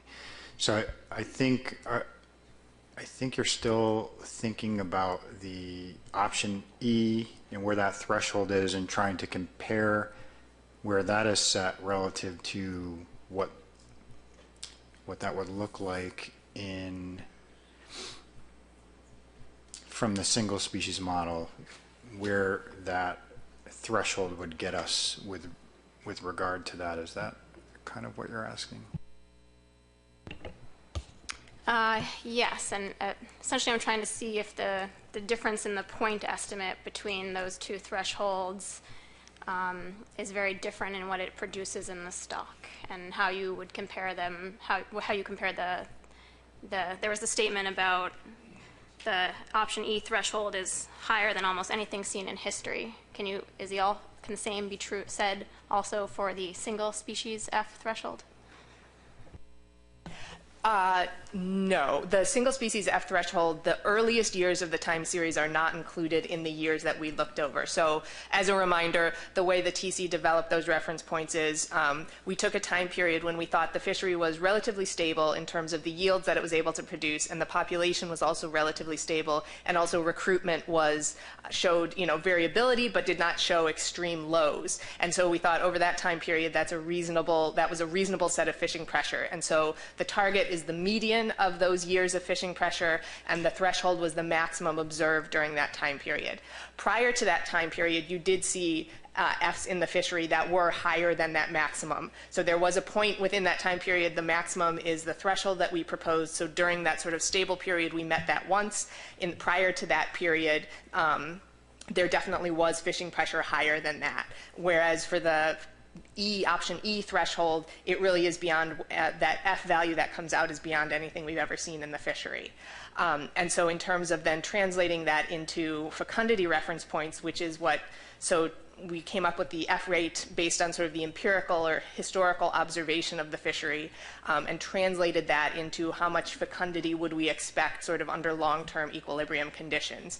And I think that's 36% for the threshold, so you'd expect to see about 36% of the egg production of a virgin stock, whereas if you translated that into the option E, it's almost complete loss of the spawning stock or the fecundity under that sort of long-term equilibrium conditions or assumptions. A quick follow-up. I think it's the 21% MSP for the thresholds. How does that compare to benchmarks that are used for other species? What percent are often targets and threshold levels? Thank you. So those are, the fecundity estimates are essentially, or the fecundity reference points are very similar to the spawning potential ratios that you may be familiar, or SPR in other fisheries, where some of our cyanids, which are quick to reproduce, quick to mature, very fecund, those have targets and thresholds of about 20% to 30% SPR. Other species have reference points in the 30% to 40% range in terms of targets and thresholds. And for sturgeon, we recently tried to look at one for about 50%. But again, being a slow to mature, long-lived species that has different you have a different risk tolerance for some of that life history. So the 20 to 30% that we're seeing for the that we're estimating comes out of those reference points is comparable to some of our other reference points that we use for quick to mature, very reproductively capable species. Robert Boyles. Thank you, Mr. Chairman. I'm confused.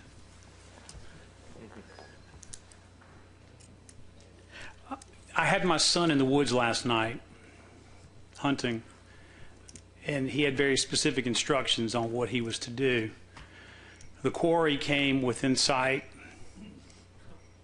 He aimed at the target. He shot. He missed. And he asked me, "Dad, what happens if you miss?" And, you know, it was kind of a profound question at the time. So we wandered around the woods last night for about 2.5, 3 hours looking, following trails, and we made a mess. I have a son back home who's a little gun shy now, and we've got quarry wandering around the woods, perhaps wounded. Did they go on another property and make a mess for someone else? Did they stay, you know, in the woods where we were hunting to provide biomass, feed for the system? I'm just concerned that, you know, we call the target a target. I think it's important that we're very, very clear about our intentions on how we manage the fishery. These are good questions and good technical questions. Mr. Chairman, I would submit that some of these elements are more policy oriented, and I appreciate the TC and their efforts to answer these questions, but I think I'm becoming more and more confused in terms of target. I told my son, aim for the target, aim for the target. That's what your goal is, that's your objective. And if you miss, there are pretty serious implications. Thanks. Thank you. Additional questions, and going next to Adam Nowalski. So keeping with this same theme of the questions or concerns about option E, I think we've made it very clear on the record here, the earlier slide, that the board would have the flexibility under option E to select a TAC perhaps all the way up to the threshold, which would represent a 250% plus increase from where we are now.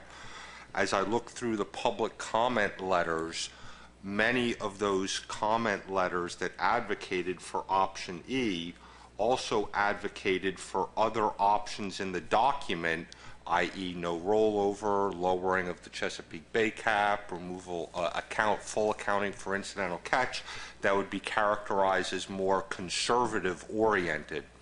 So I'm wondering what the sense was from the public hearings as I look at these suggestions that we use E, which is potentially the least conservative option in this document. What is the thought that the public really expected us to do with option E?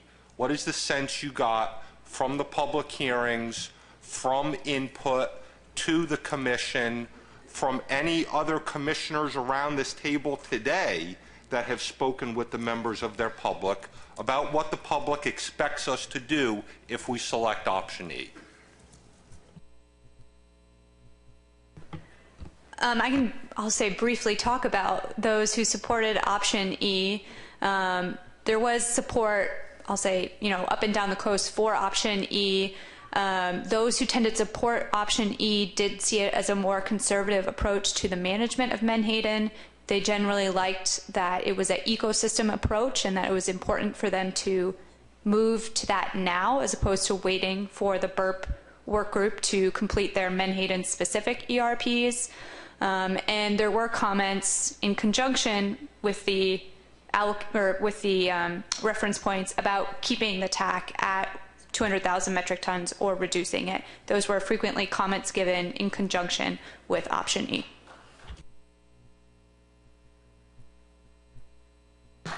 I have Pat Kelleher next.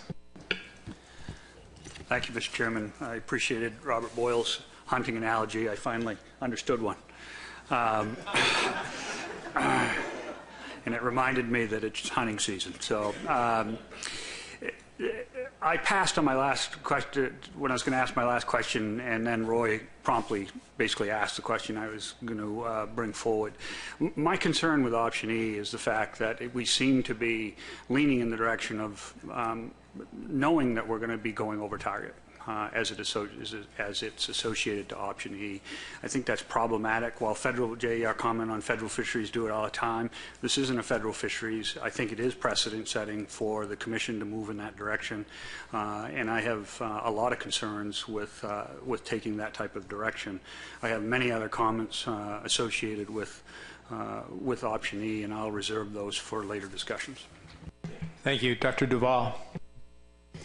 Thank you, Mr. Chairman. Hopefully just a very quick question. So as of the, if I recall correctly, as of the update to the benchmark assessment that we just received in August, even though I guess the target is 36% MSP, Katie, that we are actually at 48% MSP. Is that correct? As of the update to the benchmark?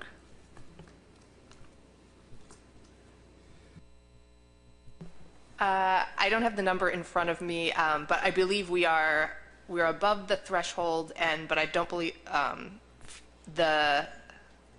for the biomass, I believe we are above the target as well, but I don't have the numbers in front of me. I'm sorry.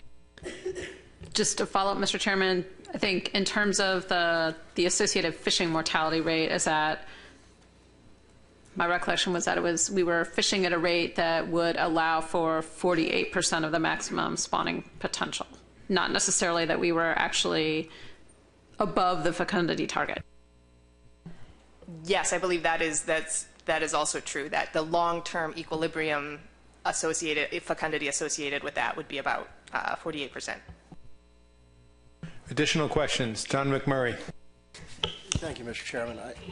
I just want to clarify what I think the public expects with E. And I think that the intent, at least what the public perceives as the intent, is that we would strive to manage towards 75%. But there's flexibility there. It doesn't have to be done in 1 year. It doesn't have to be catastrophic to industry, but it is a goal and is where the public expects us to go with this. Thank you. Dave Bush. Thank you, Mr. Chairman. I guess a question, two-part question, very easy, I would hope. In general, for I guess the panel, as you would call it up front, how long have we been managing with the current single species reference points that we're currently using, and what has been the general characterization of the overall biomass since we've been using them? Very general would be fine. Thank you.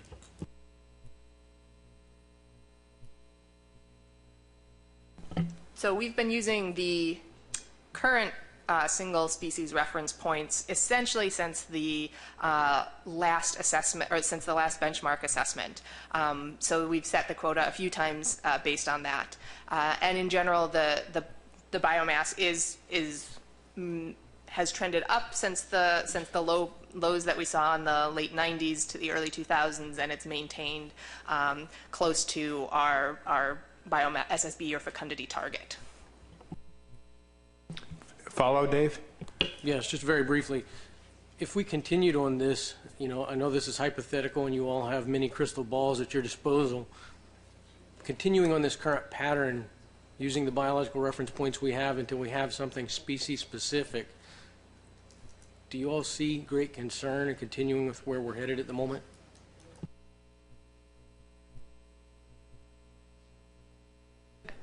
I mean, I think the BURP has always advocated for waiting until the reference points that are ecosystem reference points specific for Menhaden can be developed. And we would not advocate that if we thought that current management was detrimental to the single species health of the stock. I think we can do what we can do with Menhaden specific reference points. It will be great and a great movement forward for the stock, but I don't think we would have advocated for that if we had serious concerns about the single species management. Thank you. Thank you. Any other questions?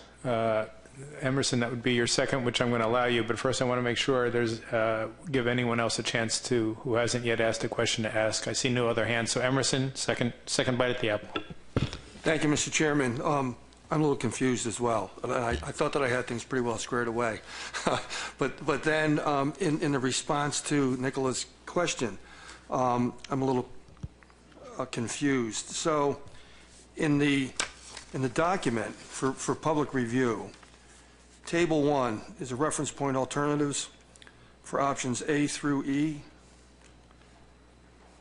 And my assumption there is that these have all been converted, if you will, to a common currency. That currency being the biomass weighted F, so that the single species reference points in that table have been converted to this new currency. Is that correct? Yes, and that's why they don't look exactly. If you looked at the assessment update, it would look, those numbers would be slightly different from what we sent out to public comment. They've all been converted into the same scale, that biomass weighted F. Additional questions on reference points? And I see a hand in the audience, but we're not taking public comment. That has already been taken through the public comment period. This is for the board's purview only at this point. Having exhausted questions and realizing that the next phase would be motions, and given the timing, let's take a 10-minute break, biological break, ecological break, whatever suits your fancy, and we'll be returning at 2:51 exactly. Thank you.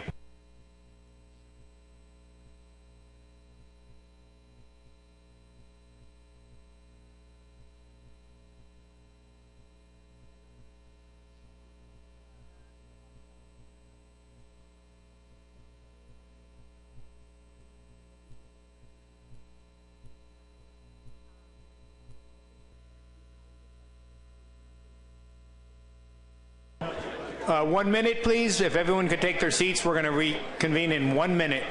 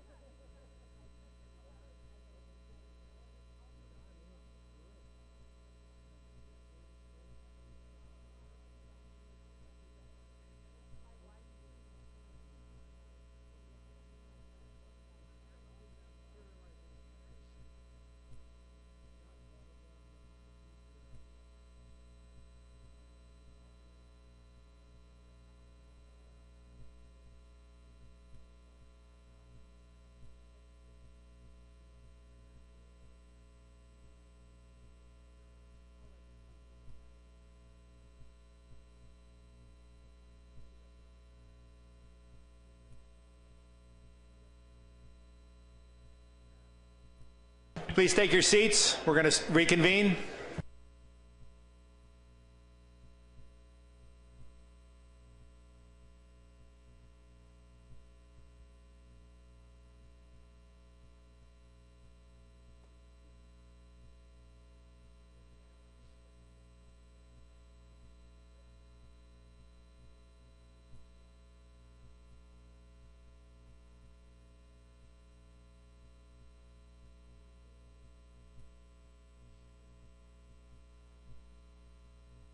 Okay, first, I think Jason McNamee was able to come up with an answer to one of Allison Colden's questions. So, Jason? Yeah, thank you, Mr. Chair. So, if I remember the question, you were wondering where the logistic curve kind of peaked at what age, and so I looked that up, and it's age 3 is where it reaches that plateau. Allison? So that's implying that the selectivity for ages 3+ is constant? For that combination of fleet and fishery, yes. Okay.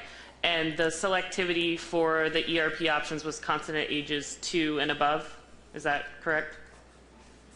For the ERP options, it was the dome-shaped sort of composite selectivity that basically 2 through 4, 2, 3, and 4 is where it's the maximized, and so it's much less on age 0 and 1 and less on ages 5 and 6. I'm sorry, for the for option E. Yeah. Oh, so for option E, that's how we calculated it. We use that composite selectivity that we see in the fishery from the model. If you're talking about sort of the EWE models that were used to develop those rules of thumb, those are essentially flat-topped curves that that treat either all of them as a single selectivity or sort of small versus large. Thank you. Okay, I now open the floor to motions on the reference point options. Would any member of the board like to make a motion? David Borden.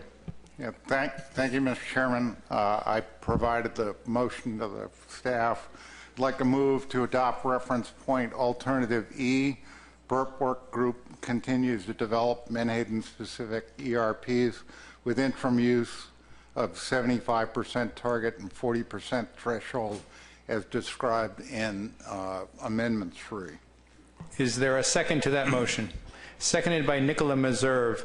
It's been moved and seconded to adopt reference point E. Burp Work Group continues to develop Menhaden-specific ERPs with interim use of 75% target and 40% threshold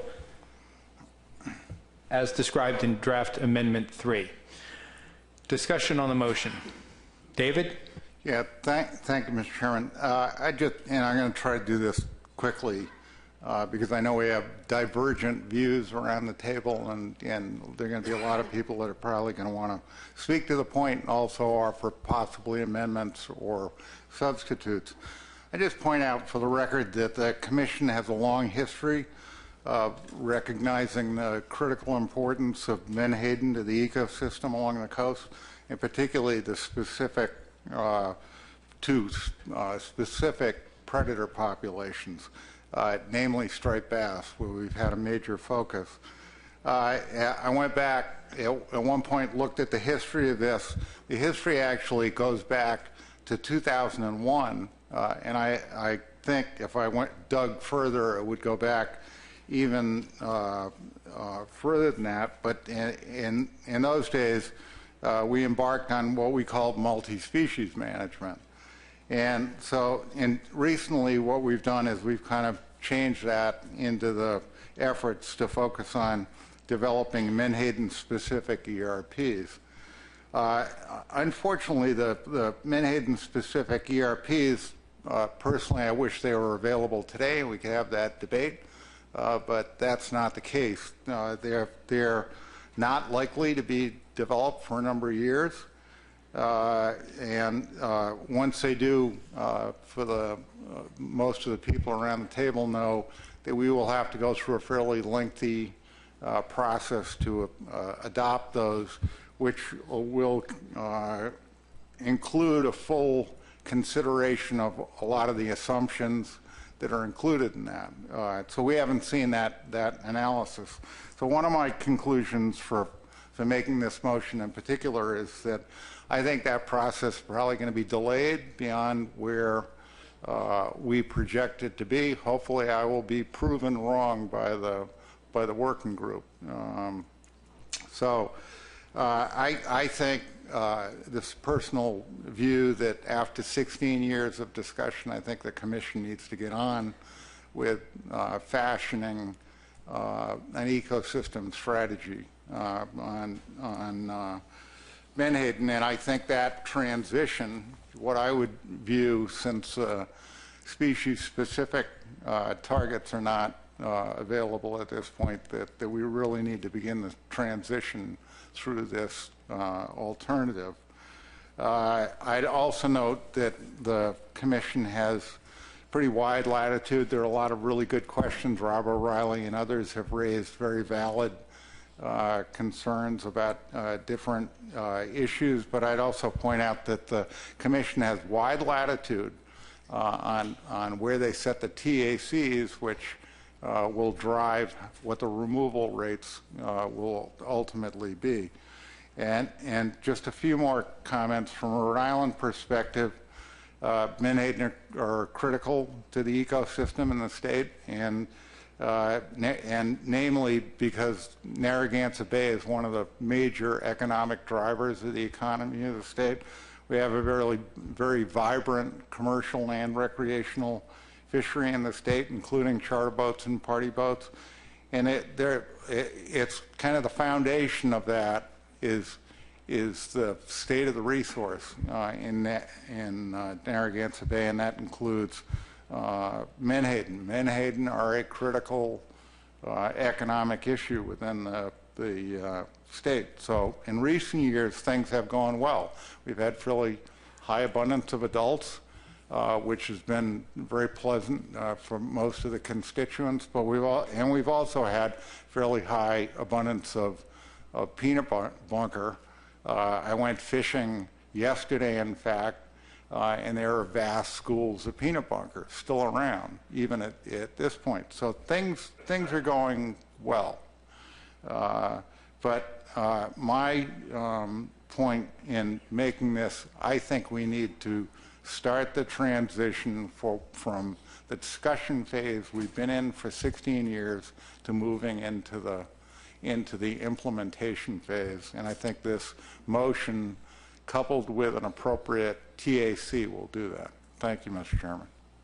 Thank you. Could I see a show of hands of those who would like to speak in favor of the motion, or perhaps speak with in the direction of the motion? And I see if Megan could write down, just keep your hands up. We're just going to put together a list, and then I'm going to alternate between pros and cons. So keep your hands up until Megan gives me the okay sign. Show of hands now of those who wish to speak in opposition to the motion. Keep your hands up, please.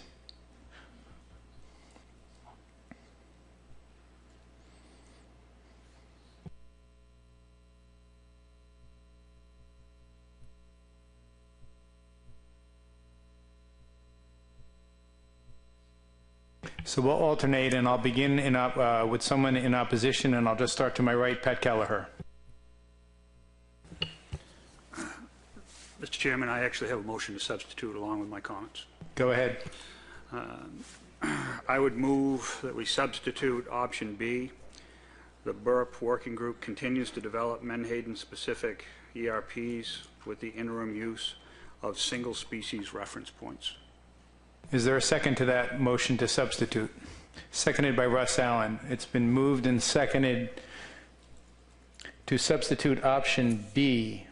BURP workgroup continues to develop, I'm talking slowly, Menhaden-specific ERPs with interim use of single species reference points as described in draft Amendment 3.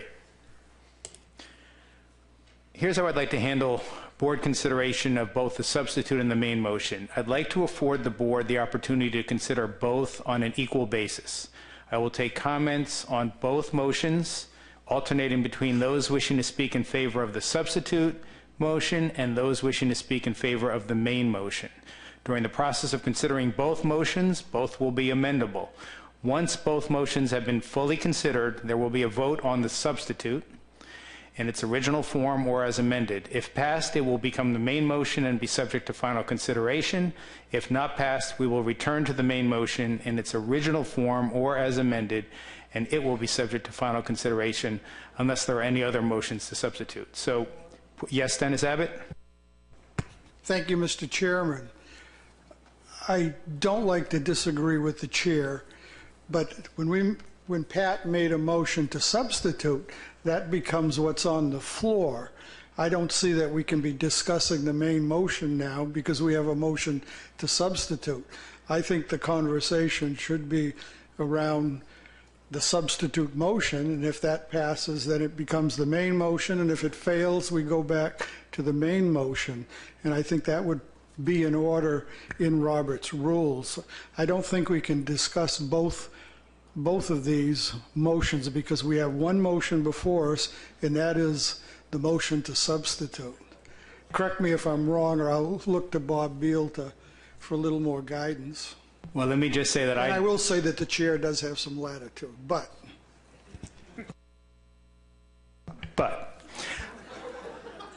I certainly don't like to disagree with my colleague from New Hampshire, but and I do acknowledge that this approach is not one that we typically follow. It is, however, consistent with Robert's rules. The intent is to provide for fair and balanced consideration of the two alternatives. If only the substitute were considered and potentially passed, then the proponents of the original main motion would not have the opportunity to advocate for and possibly improve their motion. So this approach will enable the board to fully consider both options at the same time before voting on them. That is my intent to move forward. Unless there is an appeal, that is my ruling in terms of how I plan to handle. So one other point of order. Go ahead, Adam Nowalski. I had heard you mention the ability to amend the main motion during this process. I would contend that that should not be allowed with regards to Robert's rules allowing one motion at a time that we would be modifying. I don't see how we could go back and amend the original motion until we've dispensed with all of the subsequent motions. I believe we can do it as described, but I would look to Bob Beal for at least an acknowledgement that this might be at the discretion of the chair. We made it farther into this meeting than I thought without having to get in the middle of a few commissioners. It's great. Well, back to sort of the initial conversation between you and Dennis. You know, option B and option E is the crux of a lot of what is going to be talked about today, and I don't know how you can separate out those conversations. I think they're going to be intertwined regardless of how that's packaged as far as procedurally. To Adam's point, it kind of, you, Mr. Chairman, and Adam are both right, but I think logistically to sort out, you know, substitute motions or motions to amend to two different motions at the same time is really hard to track. I think if you know, you let the conversation sort of evolve and talk about the pros and cons of option B and E at the same time, I think that part is very manageable. But I would suggest to just have any potential amendments to motions just focus on the substitute for now, just for ease of, you know, tracking those and making sure everybody's on the same page. I appreciate that guidance. I'm going to follow it. So I'm going to go forward as I had suggested. However, I will take Adam's comment to heart and not allow amendments on either motion unless or until they become a main motion, at which point they would be then opened up to further amendments. So thank you for that. I think we've reached a good compromise in terms of process. And now I'll look to Pat Kelleher, who was the maker of the substitute motion, for your comments on your motion. Pat? Thank you, Mr. Chairman. I made a comment earlier in the day about the precedent-setting nature of it, and I do believe there is precedent-setting as it relates to option E. Option B is a continuation of Amendment 2. Amendment 2 is working. The fishery is expanding in size and in scope. And when I say scope, I mean geographically. Managers already implemented precautionary reference points while the BURP was finishing its work. That was done with Amendment 2 in 2011. And the statement of the problem for that action was the new reference points are intended to be interim benchmarks while the Commission's multi-species technical committee develops the ecological reference points. So we would be continuing in that nature, in that vein. Option E, any of the options in the document, management is based on total biomass rather than reproductive capacity. And while this is appropriate for the goals of providing more forage, it ignores the reproductive capacity of the stock. More biomass won't necessarily increase the reproductive output if most of that biomass is in juvenile fish. And lastly, I would say the biomass approach ignores the known reproductive capacity of the stock, in particular ignores the known increase in fecundity with age at size, and therefore it is inconsistent with the goals that we did set forth in Amendment 2. I have other comments, but I'll save those for a later time. Thank you. I know I do plan to alternate between pro and con, and now given the new context, it might be appropriate to start your comments with an indication of which option, either the main motion or the substitute, you support and why. Next, I have Richie White. Thank you, Mr. Chair. I support option E only if there's a TAC attached to it, and I was just prepared to amend, which I'm not doing it now. I was prepared to amend that to add a quota. If option E with a quota did not pass, then I'm willing to support option B. So my plan is, if option B fails, I'm going to make a motion to amend option E to add a quota. Thank you. Next, I have Steve Train. Thank you, Mr. Chair. I'll speak in favor of the substitute motion, option B, I was going to speak against option E. And I think one of the reasons I support option B, Pat was real good about speaking about, but I hadn't decided till I got here where I was. During this meeting, I heard at least 3 people say option E is bad for the spawning stock biomass. Now, I'm not a scientist, I'm a fisherman, but that's one thing I learned a long time ago. If something's bad for the spawning stock biomass, you don't do it. And so if option B is better for that, for the population of the fish, I'm for option B. Thank you. Dr. Duval? Thank you, Mr. Chairman. My comments are in regards to the main motion.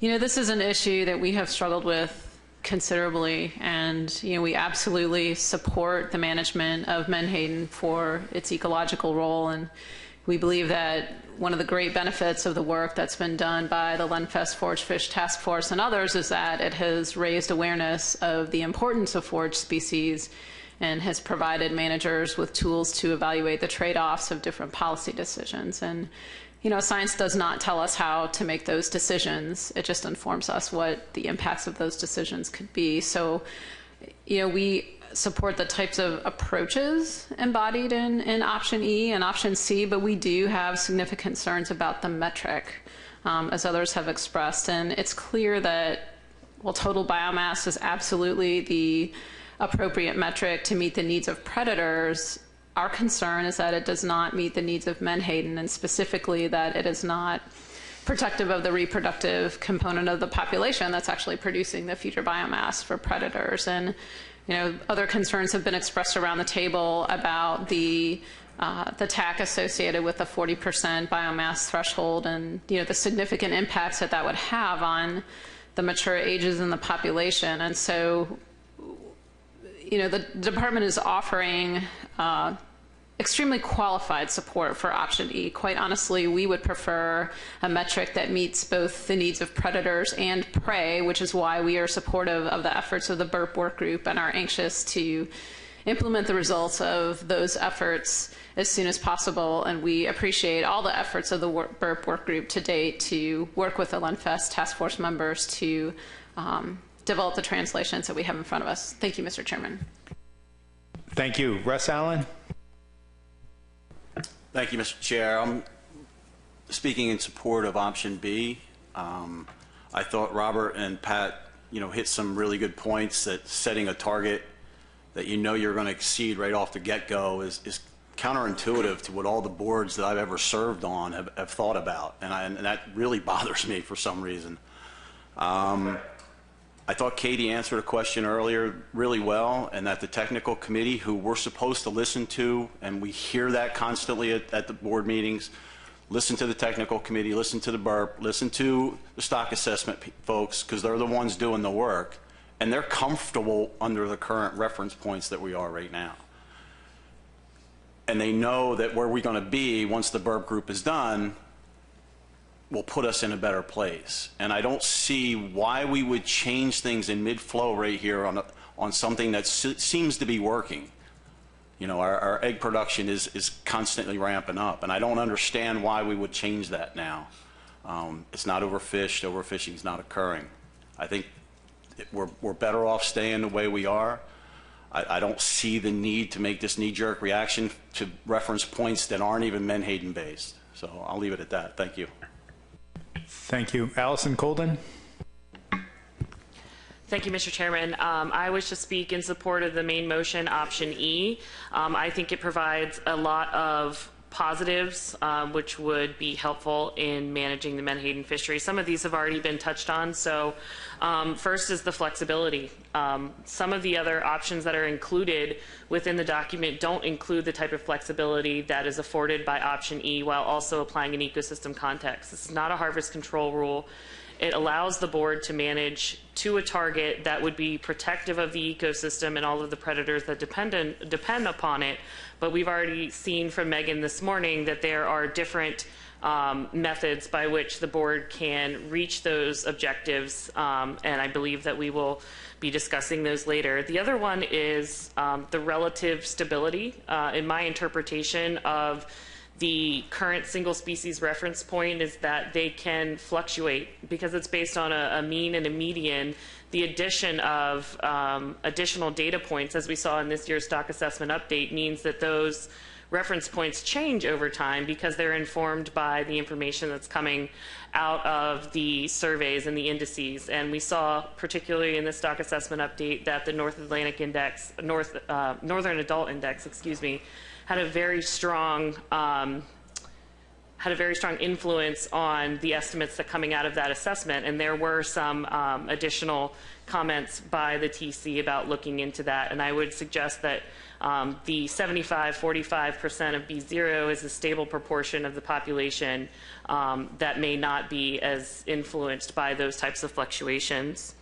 And I want to also touch upon the comment that Robert Boyles had earlier about managing to a target. So there's been a lot of discussion thus far about the threshold associated with option E. And I would argue, as this board seems to have done in the past, is that managing to the target is really where we need to be. And so if we were to be discussing the single species reference points in the same context as people are discussing fishing to the threshold of option E, we would also be looking at dramatic increases in the TAC, which I don't believe many members of this board would be in support of either. So in terms of looking at the single species reference points, if we were to harp on the threshold of option E, I would offer that we should also be considering what sort of tax would be associated with fishing to the threshold of the current single species reference points, and whether or not the board members think that those levels of fishing are also appropriate. And finally, I just wanted to bring to bear again the vast number of public comments in support of option E. I think that it's very indicative of the public's perception on this, how many people are following it. Obviously, we have a room full of people here today, and I think that it should be within the back of all of our minds making this decision. The types of activities that people wish the Menhaden population can support, and the types of economic activities, even beyond fishing, that the ecosystem can support with a growing population of Menhaden. Thanks. Thank you. David Bush. Thank you, Mr. Chairman. So I guess sum it up very briefly. I know that we've had a lot of conversation already and a lot of great points have been made, but I support option B. I'm looking at option E, and I've heard great concern over many of the issues with it, such as an arbitrary TAC. Why would we have a target if it's irrelevant? As long as you don't cross over the second line, we're good. It makes plenty of sense to me because I'm looking for direction as someone new here, trying to figure out why we're here. Why would we have a target at all if we're not going to pursue it? The second thing is the transition to an ecosystem-based fisheries management style. If we're going to do it, let's do it right. Let's not just do it just because we got to do it. So let's put one foot in front of the other until we get somewhere. We know where we want to be. We're headed there, and it's not like we've got another 16 years to go before we're going to see results. We've actually got fairly time-certain commitments on when this will be available to us. And thirdly, addressing the fact that we do have a room full of folks in this room that have also seen increases in the Menhaden fishery, and they want to continue to see these increases. Those have been achieved by using our current single species reference points and understanding that we're going to be chasing a biomass down, or the spawning stock biomass down, with option E confuses me. It would make no sense for us to set fire to the house we're trying to build. Thank you. Thank you. Jim Gilmore. Thanks, Chairman. I'm actually not going to commit right now because I have a feeling these things are going to be changing. So I have a question maybe to help me and maybe the other commissioners to decide.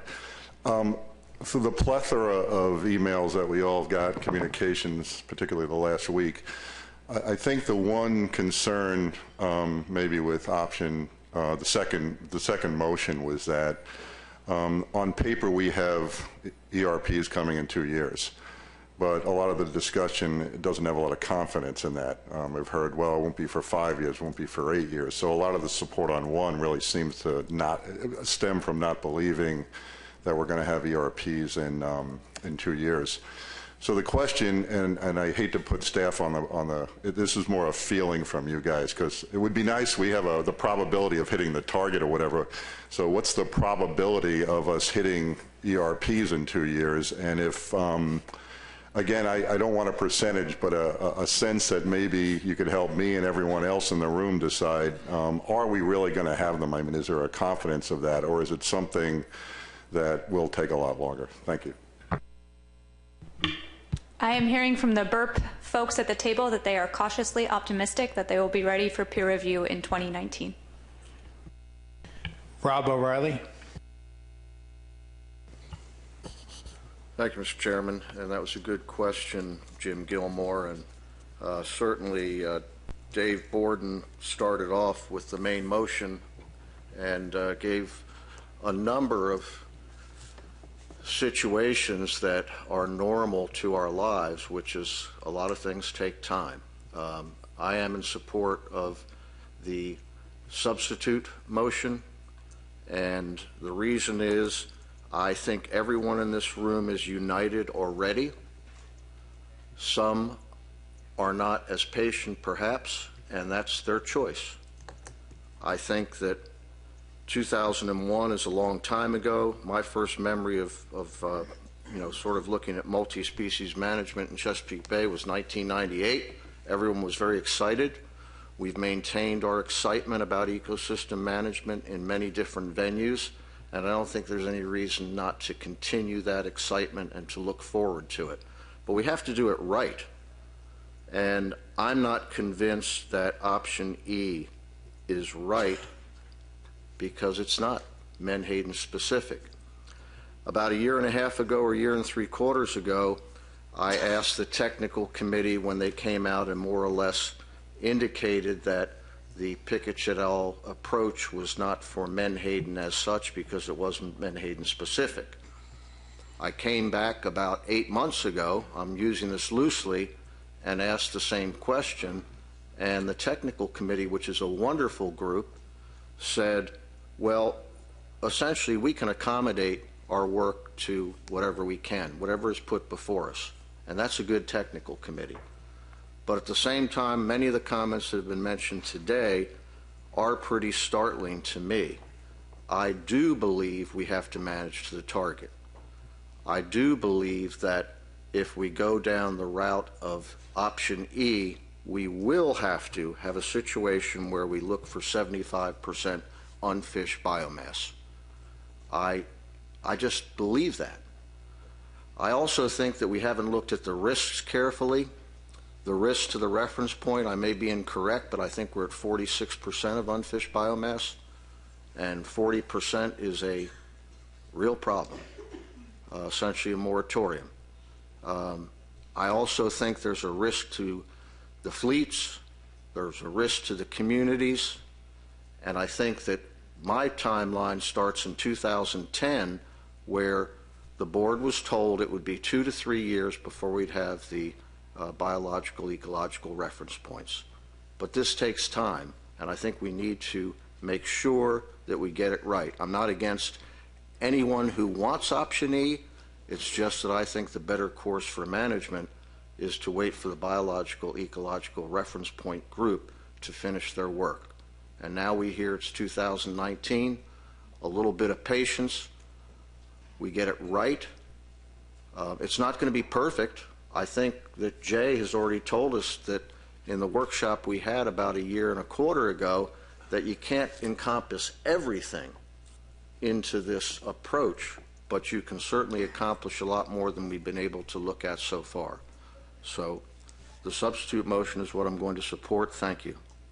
Thank you. Dennis Abbott. Thank you, Mr. Chair. Originally, when I raised my hand, it was to amend the main motion to put a figure in there. I think that we've been hearing for some time now that overfishing is not occurring, we're not overfished, and we should be increasing the quota. And I thought there was a realization that we should modestly increase the quota from presently, I think it's 200,000 to some figure, So I was in support of option E, and to put a number on that of somewhere in the vicinity of 216,000 metric tons would have been my motion. We did hear strong arguments, I thought, on the one side, that even though we would be above the target, we would be well below the threshold. It wouldn't be precedent setting, so therefore we wouldn't be doing anything so damaging. So that's why, that was my original intent, and I'll leave it at that. Thank you. Thank you. Adam Nowalski. Thank you very much. I think the comments, particularly from the public with regards to option E, the expectation was clear. While it's great to hear the words of, well, the TAC right now is okay, or maybe as Mr. Abbott just alluded to, an increase might even be okay, that would move us further away from the target. And to Mr. Boyles' anecdote earlier, I hope that his son quickly learns that our biggest asset as human beings is to have a short memory. And while that would be very beneficial to his son, I think it would be very detrimental to this board in the not too distant future when people are asking us, why are you setting a TAC that's moving farther away from the target? And that is the reason why I cannot support option E at this time. And option B would keep us at or below the target, which I think is consistent with the expectations of the public and the actions of this commission as a whole. John McMurray. Thank you, Mr. Chairman. So Allison covered some of what I was going to say, but I'll try to simplify it some for the public and maybe take it a little bit farther. So the public doesn't support option B because we have this benchmark stock assessment, a single species stock assessment that allows us to increase, if I'm understanding correctly, by another 40%. And that's pretty scary given what's happened and where we are now. And with that assessment, we will continue every year to get pressure from industry to increase our quota. And I'm sure that we're probably, maybe we'll increase the quota again today or tomorrow. I think the idea with this interim reference point, or this interim 75-40 deal, is to try to avoid some of that. The question is, and really this is kind of the first I'm hearing about it, is the risk to the spawning stock biomass. And I think we could still go with option E and clarify that the intent is to manage towards 75%, and I think we'll still be okay. And I don't think it'd be terribly hard to do that. And again, with the timeline, and I think everybody wants these Menhaden specific reference points, and we want them quickly. But a lot of us find it hard to believe that we're going to have peer-reviewed, ready for prime time reference points in 2019. They have to be tested somehow. I'm not a scientist. I don't know that process, but I do know that particularly if they appear like they're going to be constraining, the public is going to want to comment on them. And I don't know how we do new reference points for a species without doing at least an addendum. So anyway, that's really the rationale for E, and frankly, if we could get rid of some of that uncertainty, I support option E, and I think the vast majority of the public does also. John Clark. Thank you, Mr. Chair. I think most of the points have been made. I mean, I appreciate the concern the public has shown in support of E, but all the problems with it that have been reiterated around the table about managing with the situation where we're already fishing above the target and yet we're so far below the threshold stand.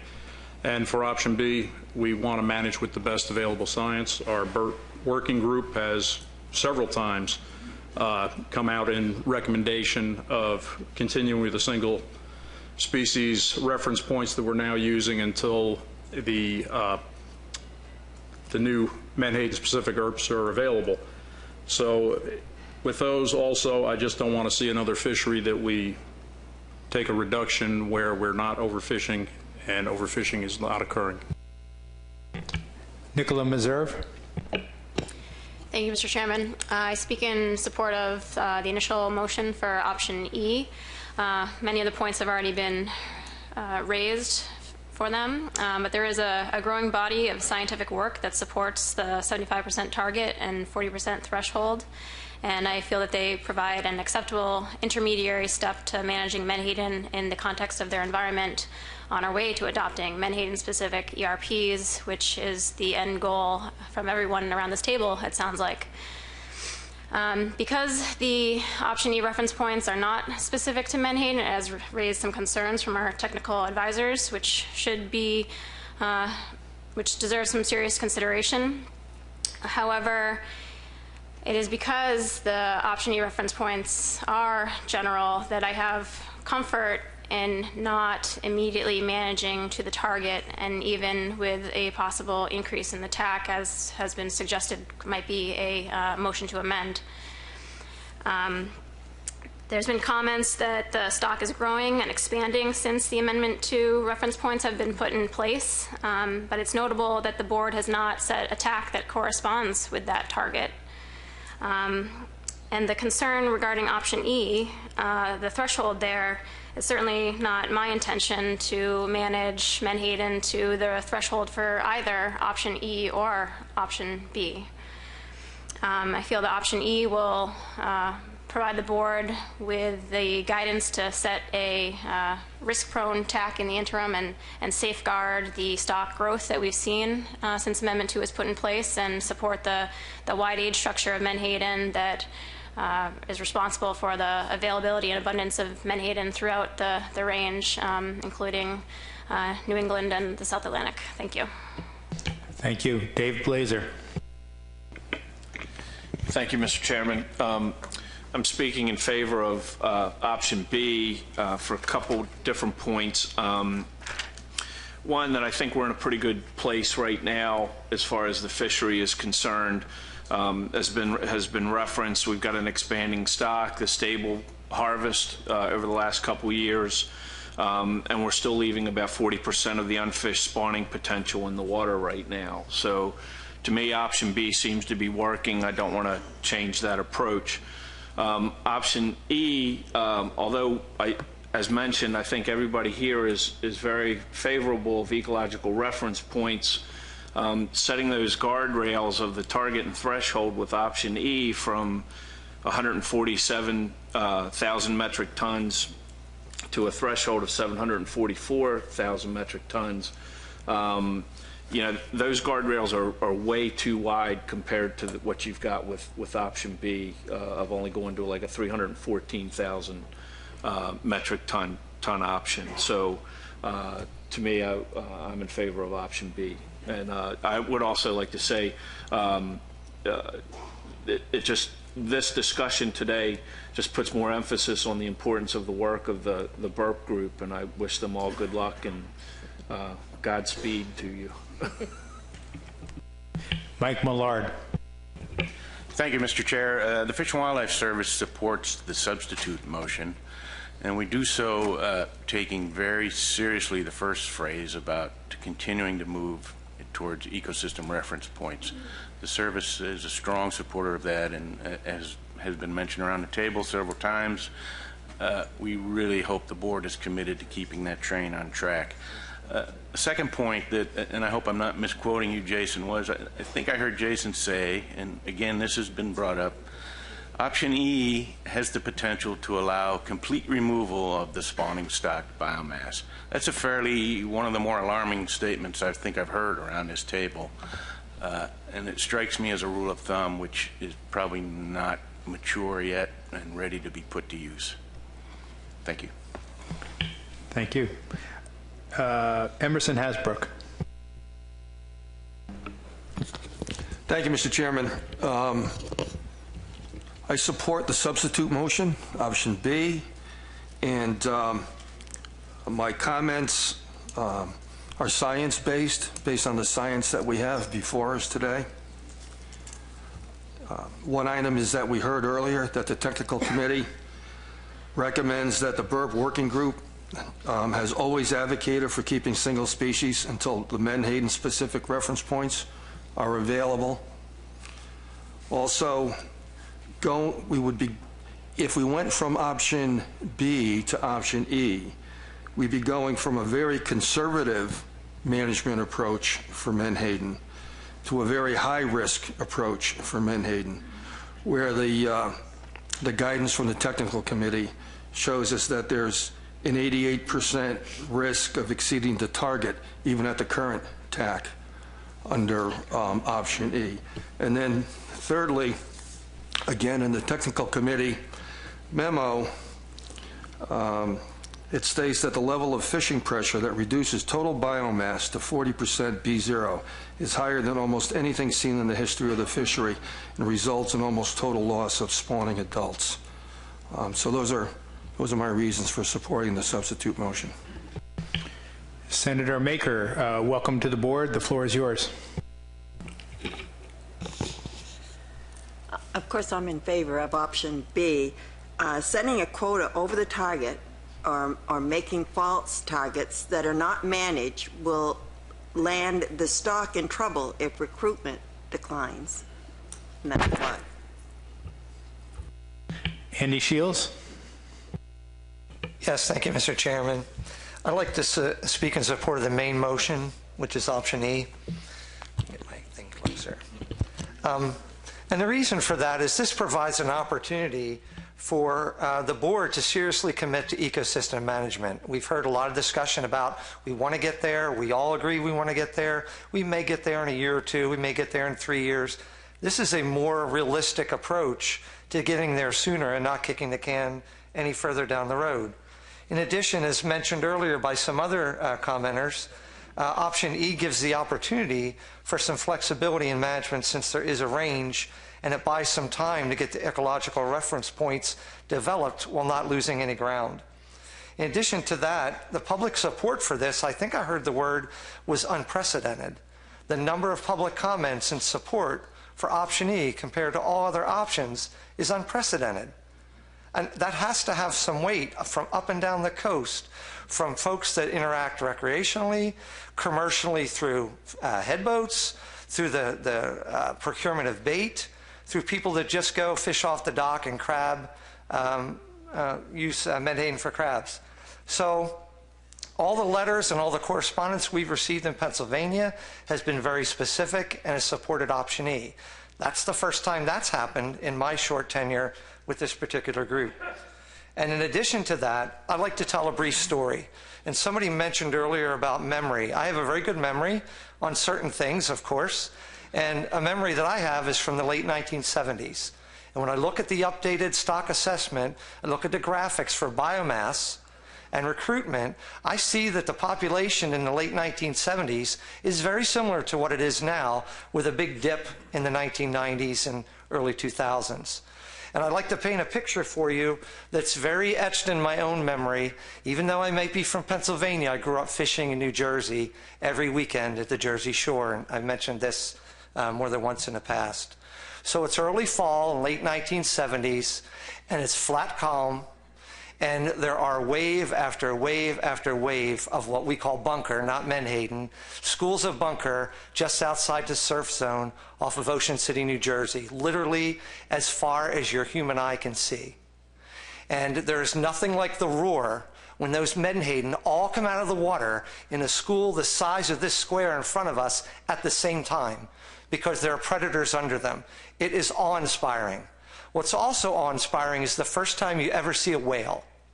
We never saw a whale before, but there was a whale in the middle of the pack of one of these schools of bunker. They came out of the water, the whale came out of the water. We had bluefish and weakfish and sharks. We were pounding the bluefish and weakfish. It was epic. It's one of the best days we've ever had. And while we're in the midst of this, late in the afternoon, here come some airplanes zipping along just above the water. And my dad says, "Those are bunker planes." What's a bunker plane? Those are bunker planes. They spot the fish. The nets will show up after. We get up early the next morning because we had such an epic day and evening the night before. We're ready to roll, and what do we see when we get there? And I don't remember what the rules were off the Jersey coast back then. I thought you weren't supposed to net within 2 miles of shore, but the boats were there, the bunker were gone, the predators were gone. That image sticks in my mind through this entire discussion, and that's the lens that I see this through. Because I can picture what an abundance of bunker can do, and from the reports I've seen on the internet, what I've heard from people who have testified up and down the coast in these last 2 or 3 years, they're seeing the same thing that I saw once in my life, and they're seeing it throughout the range. So for that reason, I support the first motion and option E, because I can picture what this can become. And thank you very much for my time.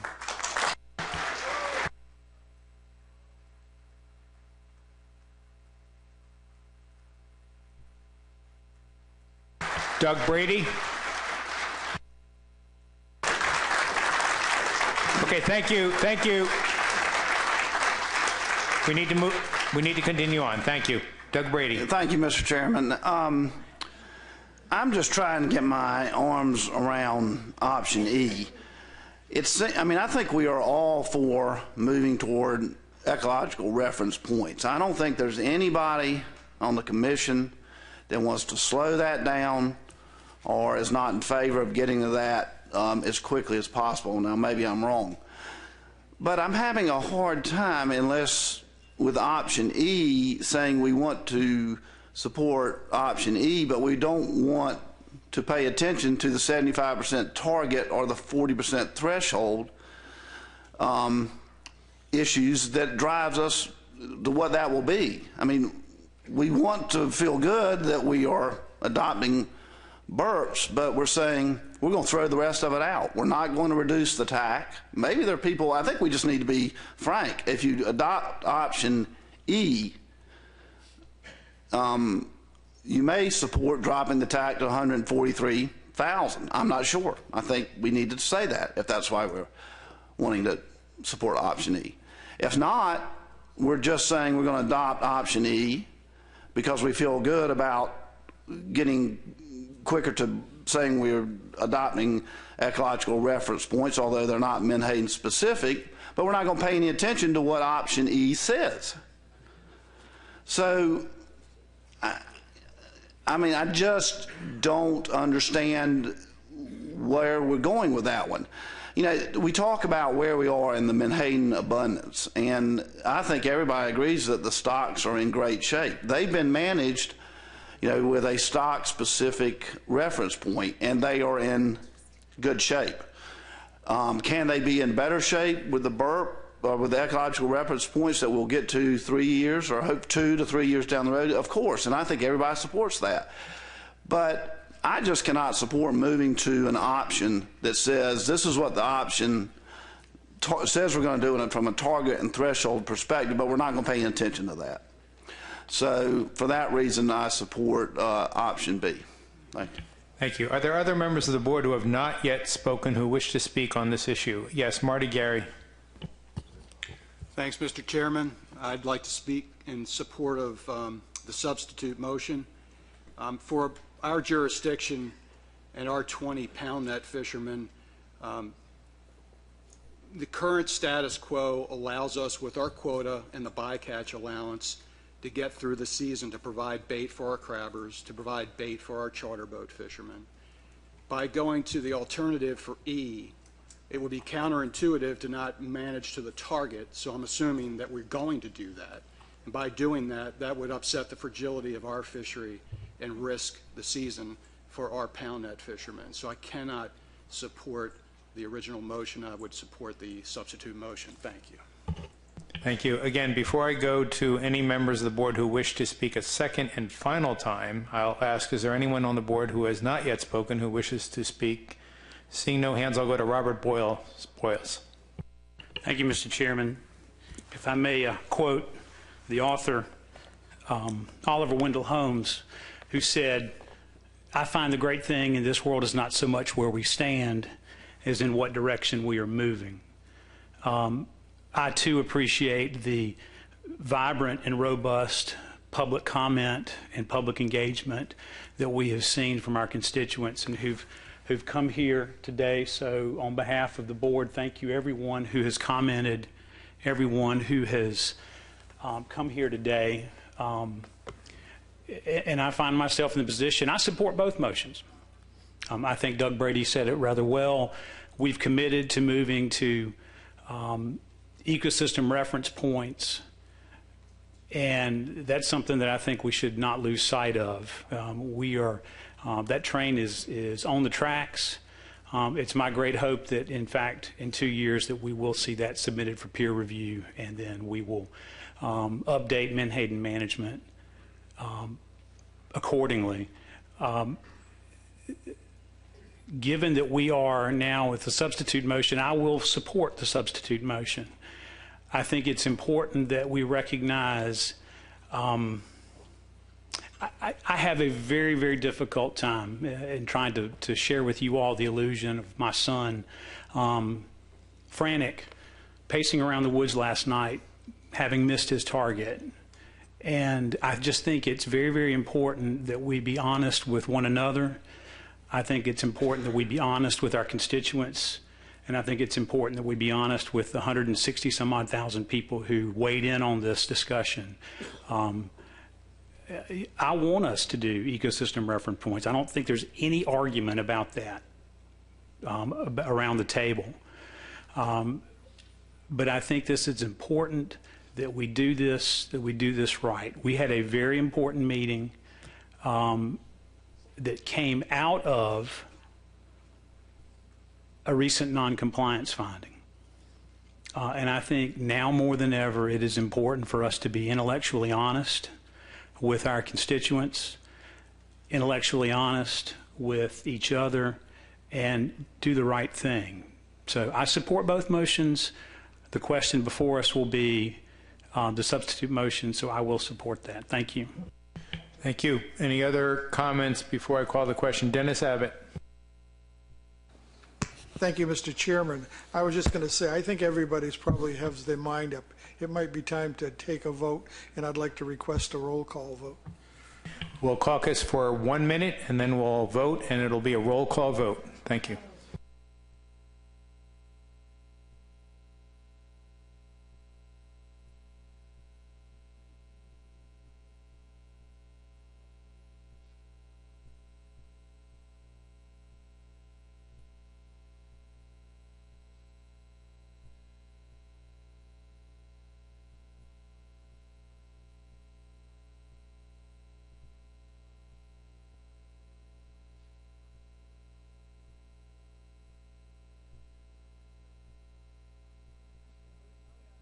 All right, I'm going to call the vote. I'm going to ask Megan to go down, moving north to south. Megan? All right, Maine. Yes. New Hampshire. No. Massachusetts. No. Rhode Island. No. Connecticut. No. New York. Yes. New Jersey. Yes. Pennsylvania. No. Delaware. Yes. Maryland. Yes. PRFC. Yes. Virginia. Yes. North Carolina.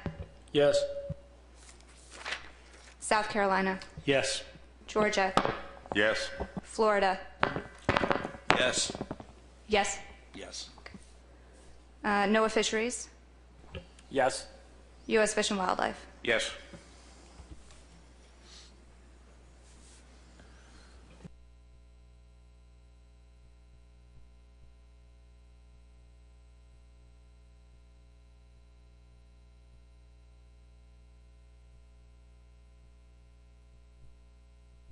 The motion to substitute passes 13-5. It now becomes the main motion. Is there any additional discussion on what is now the main motion? If not, is the board ready to vote on this as now the main motion? Is there Allison Colvin?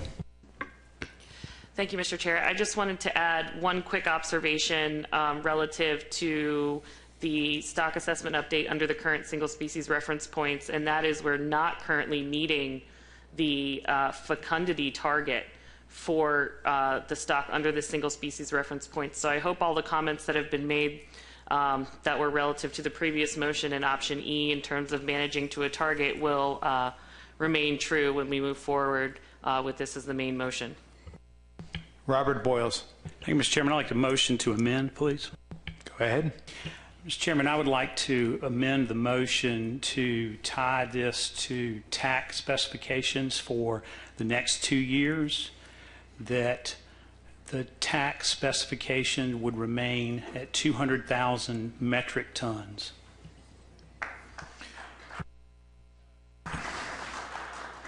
Moved by Robert Boyle, seconded by John McMurray, to amend the motion to add that the total allowable catch for the Menhaden fishery shall be established over a 2-year period at 200,000 metric tons. Do I understand your motion correctly? Yes, sir. Discussion on the motion to amend.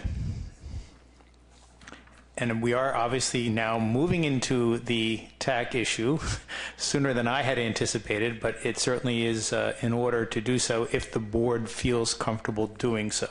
If not, we can suspend and take up TAC separately. So really, by your vote on this, you would be dispensing with the issue of specifications for the fishery.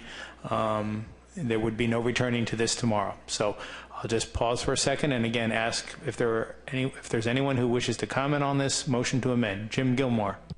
Thank you, Mr. Chairman. I apologize, but could you remind me of the modifications to the agenda in terms of the sequence we're going to be doing this? We are in sequence now in that I had asked, well, it's arguable. We're in a gray area right now. I'll say that. I had urged that the board deal first with reference points, then with the rest of the issues, including TAC, including allocation.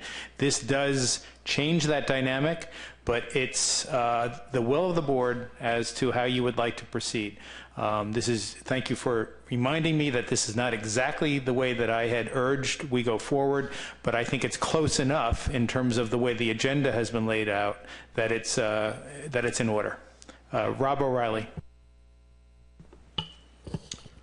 Not sure I would call this a point of order, but when we went to the agenda earlier, the request was made to take the ecological reference point or the biological reference point issues first, and then subsequently look at the tax specification, and then after that look at allocation.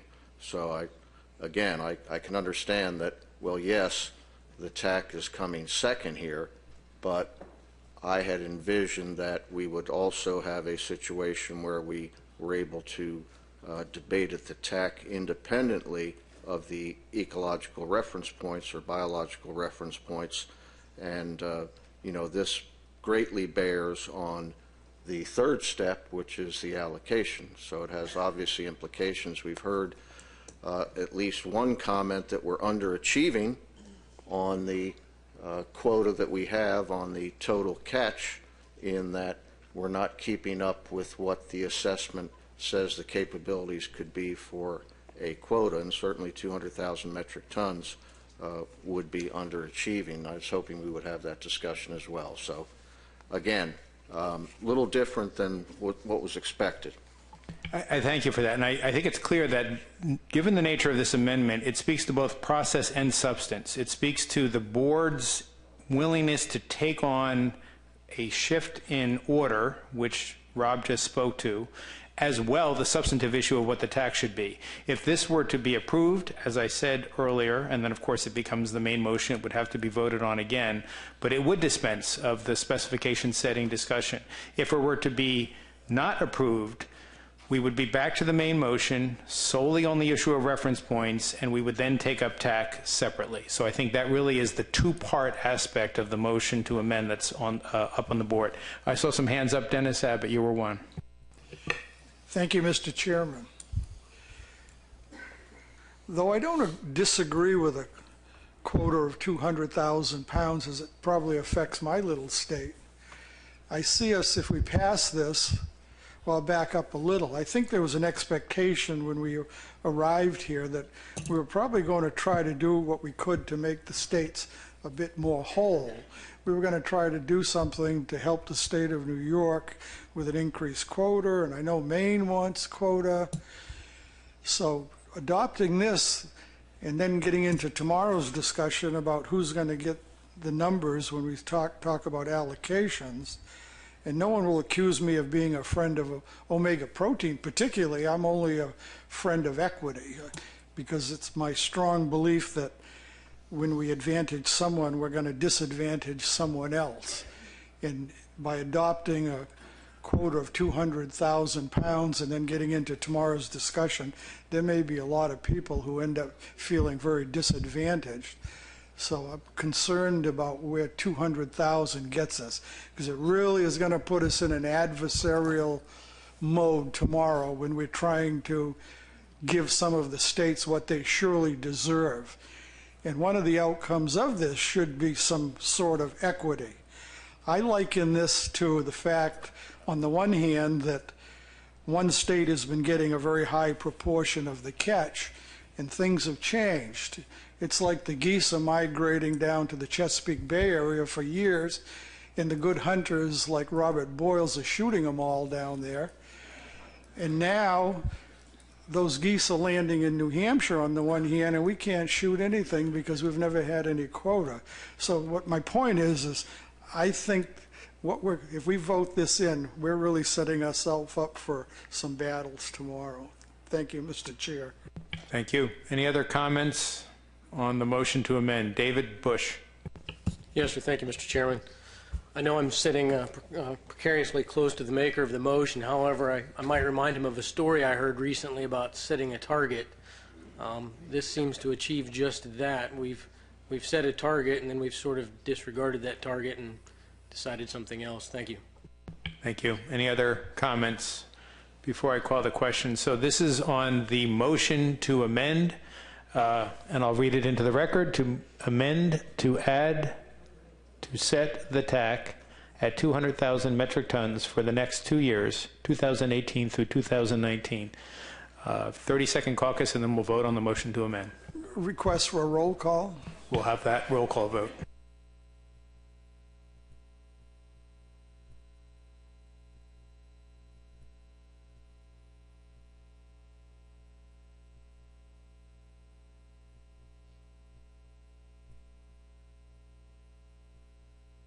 NOAA Fisheries. No. Florida. No. Georgia. Yes. South Carolina. Yes. North Carolina. No. Virginia. No. Potomac River Fisheries Commission. No. Maryland. No. Delaware. No. Pennsylvania. Yes. New Jersey. No. New York. No. Connecticut. Yes. Rhode Island. Yes. Massachusetts. No. New Hampshire. No. Maine. No.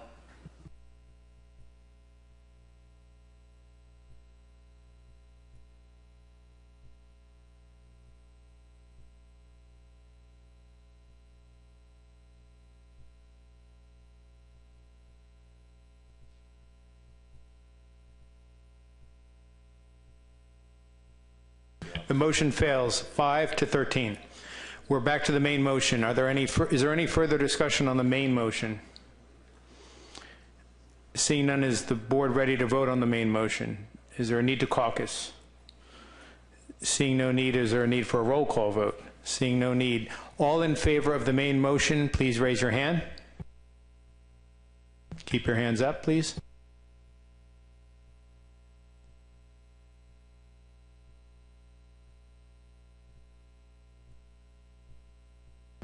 Hands down, thank you. Those opposed, please raise your hand.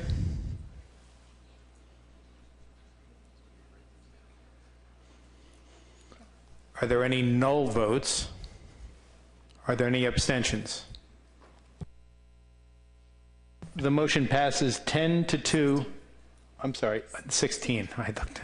The motion passes 16-2 with no abstentions and no null votes. So I take this to mean that we have completed our work on reference points, and given the time, we now have to decide whether we want to forge ahead. We do have time left on the agenda, so it seems like the appropriate thing to do. And let me just confer with Megan for a second just to make sure I'm clear on what would be the next step.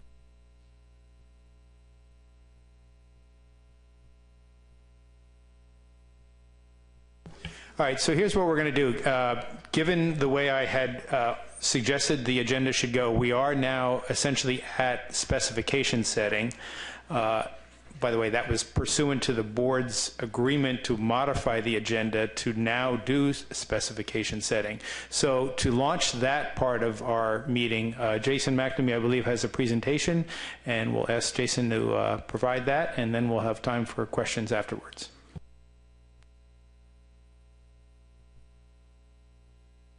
We'll be at ease for 5 minutes while Jason gets ready. Please don't leave the room or go anywhere. We're just going to be at ease for 5 minutes.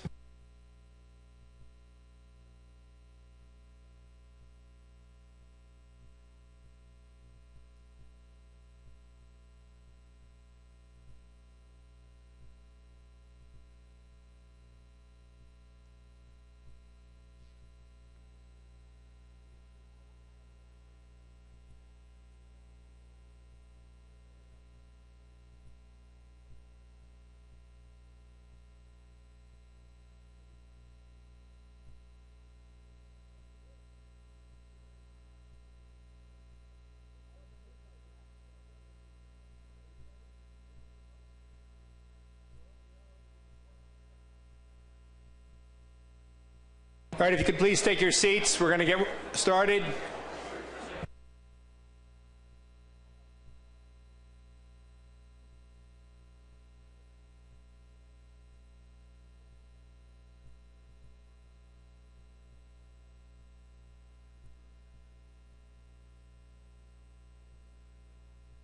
Again, please take your seats. We're about to reconvene.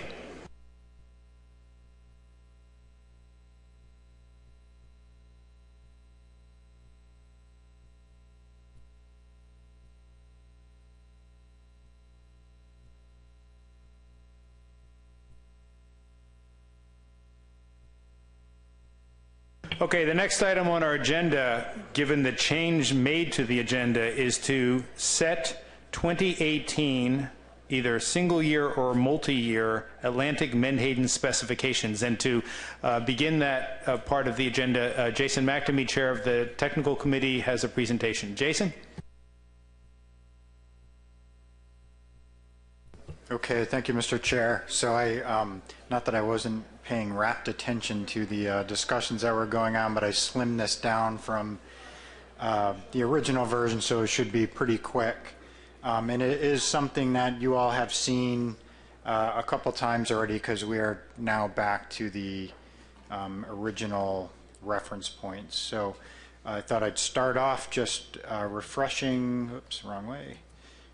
folks on current stock status. Here's a look at current stock status with the single species reference points with regard to fishing mortality, and you can see we are under both the target and the threshold.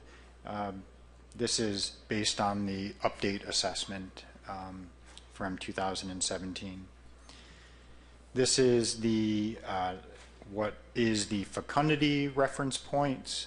You can see we are above the threshold, but below the target, though closer to the target than the threshold.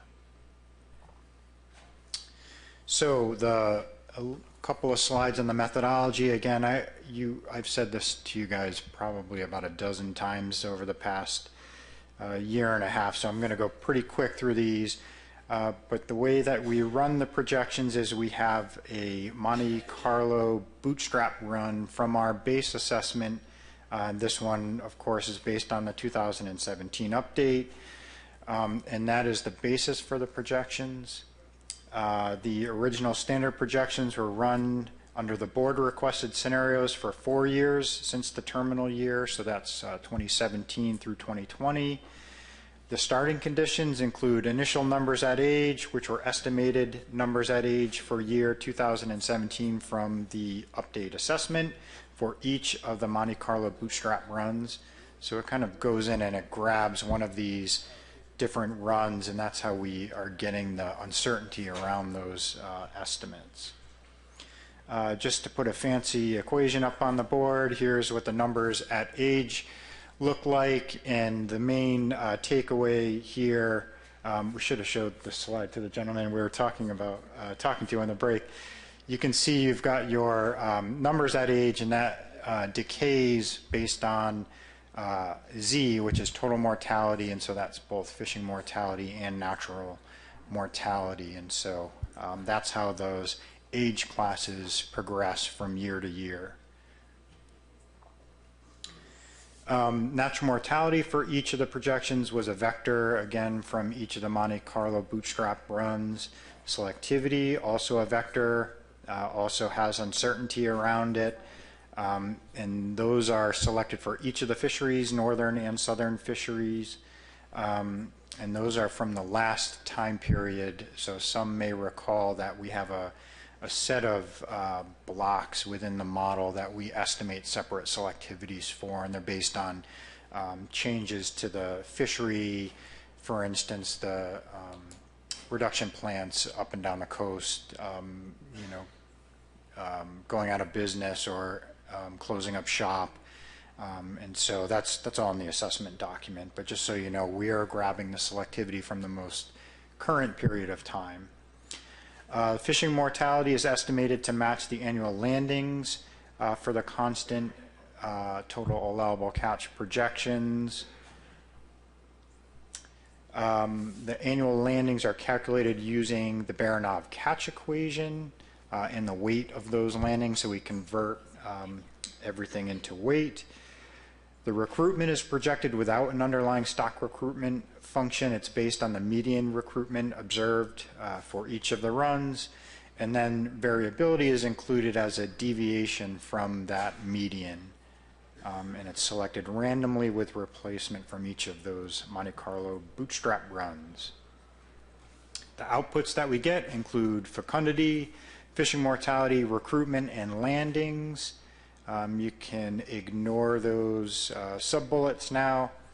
Fecundity is the number of fish in each age times the reproductive vector at age, and so we have information on the level of maturity for each age class of Menhaden, and that's how we're deriving our spawning stock biomass and then applying a equation that gives us the number of eggs each of those can produce. And so specifically maturity from the final year of each of the runs, we assume a 50-50 sex ratio and a mean fecundity at age were used to produce the reproductive vector at age. Back into the caveats, I gave you these already today, so I'll go really quick. There's no structural or model uncertainty considered. All of this information is conditional on a set of functional forms. The fisheries were assumed to continue at their current proportions of allocation, and so the bait and reduction fisheries are assumed to continue proportionally like they are now. If future recruitment is characterized by runs of large or small year classes, this would impact the information coming out of these projections.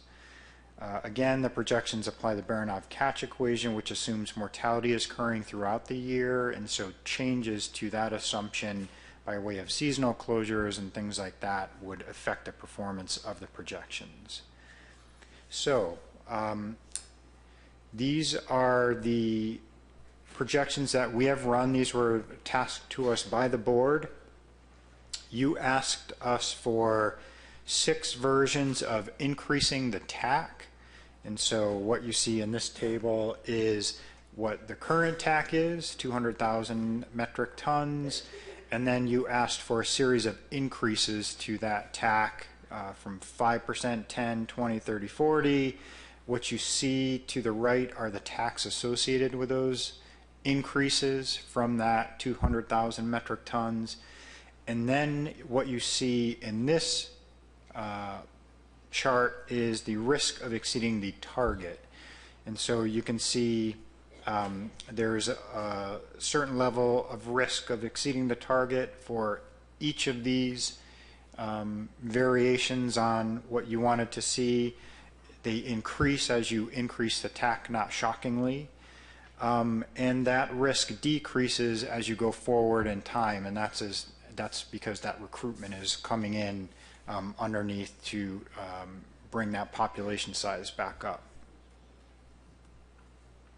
Here is same structure as the last table, but in this case what you're looking at is the risk of exceeding the F threshold. Here you can see there is virtually no risk of exceeding the threshold for the first 3 runs that you wanted to consider, and then very small risk for the remaining 3. You also asked for a set of projections that were based on risk, and that is risk of exceeding the F target. So the first one you asked for was a 50% probability of being below the F target in 2018, and then a 55%, and then a 60%. And so what you see to the right of the descriptions are the tax associated with those varying degrees of risk. The risk is decreasing as you go down the rows. Just a quick slide or two on the graphs, and this is not necessarily, well, this one is. So what you're looking at, we wanted to explain again, what we're trying to indicate to you is the uncertainty that we're estimating with all of these different metrics. And so the first 2 arrows that you see up there are the 75th and 25th, I'm sorry, the 95th and 5th quantiles. In this case, we're looking at the recruitment. If Max, you click one more time, that is the 75th and 25th quantiles, and then a final click gets you to the median. In our normal context, that median is the answer, like that's the point estimate that we're usually looking at, but it's important to note that it is actually not a point estimate. There is uncertainty around that middle zone.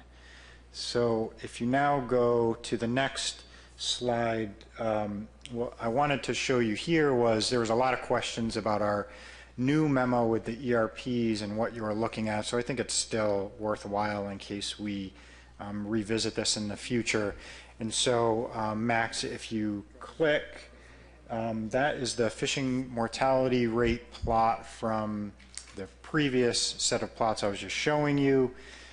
What you were looking at in the newer memos was a cross-section from a single year, and so that red line is kind of a slice through 2018. And then as you click again, Max, here's the new plots, what they look like, and then you can probably click, I think 3 more times, 4 more times. These line up with what were horizontal lines on the old plots are now vertical lines, but they match. And so I just wanted to give you a sense of that, and it will allow you to interpret that information a little bit better. But that's it. I'm not going to tick through all of those plots, and so with that I will stop and answer any questions.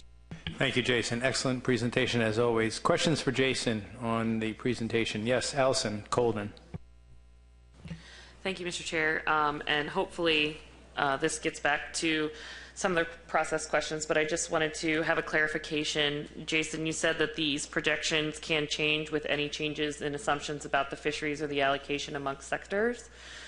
So can you provide some sort of insights on how you would expect, what parts of the model would you expect to change, or how you would expect the projections to change, considering several of the allocation options, or sorry, not, yes, allocation options, which we will be taking up after this, would presumably set different proportions in terms of the fisheries in the various sectors?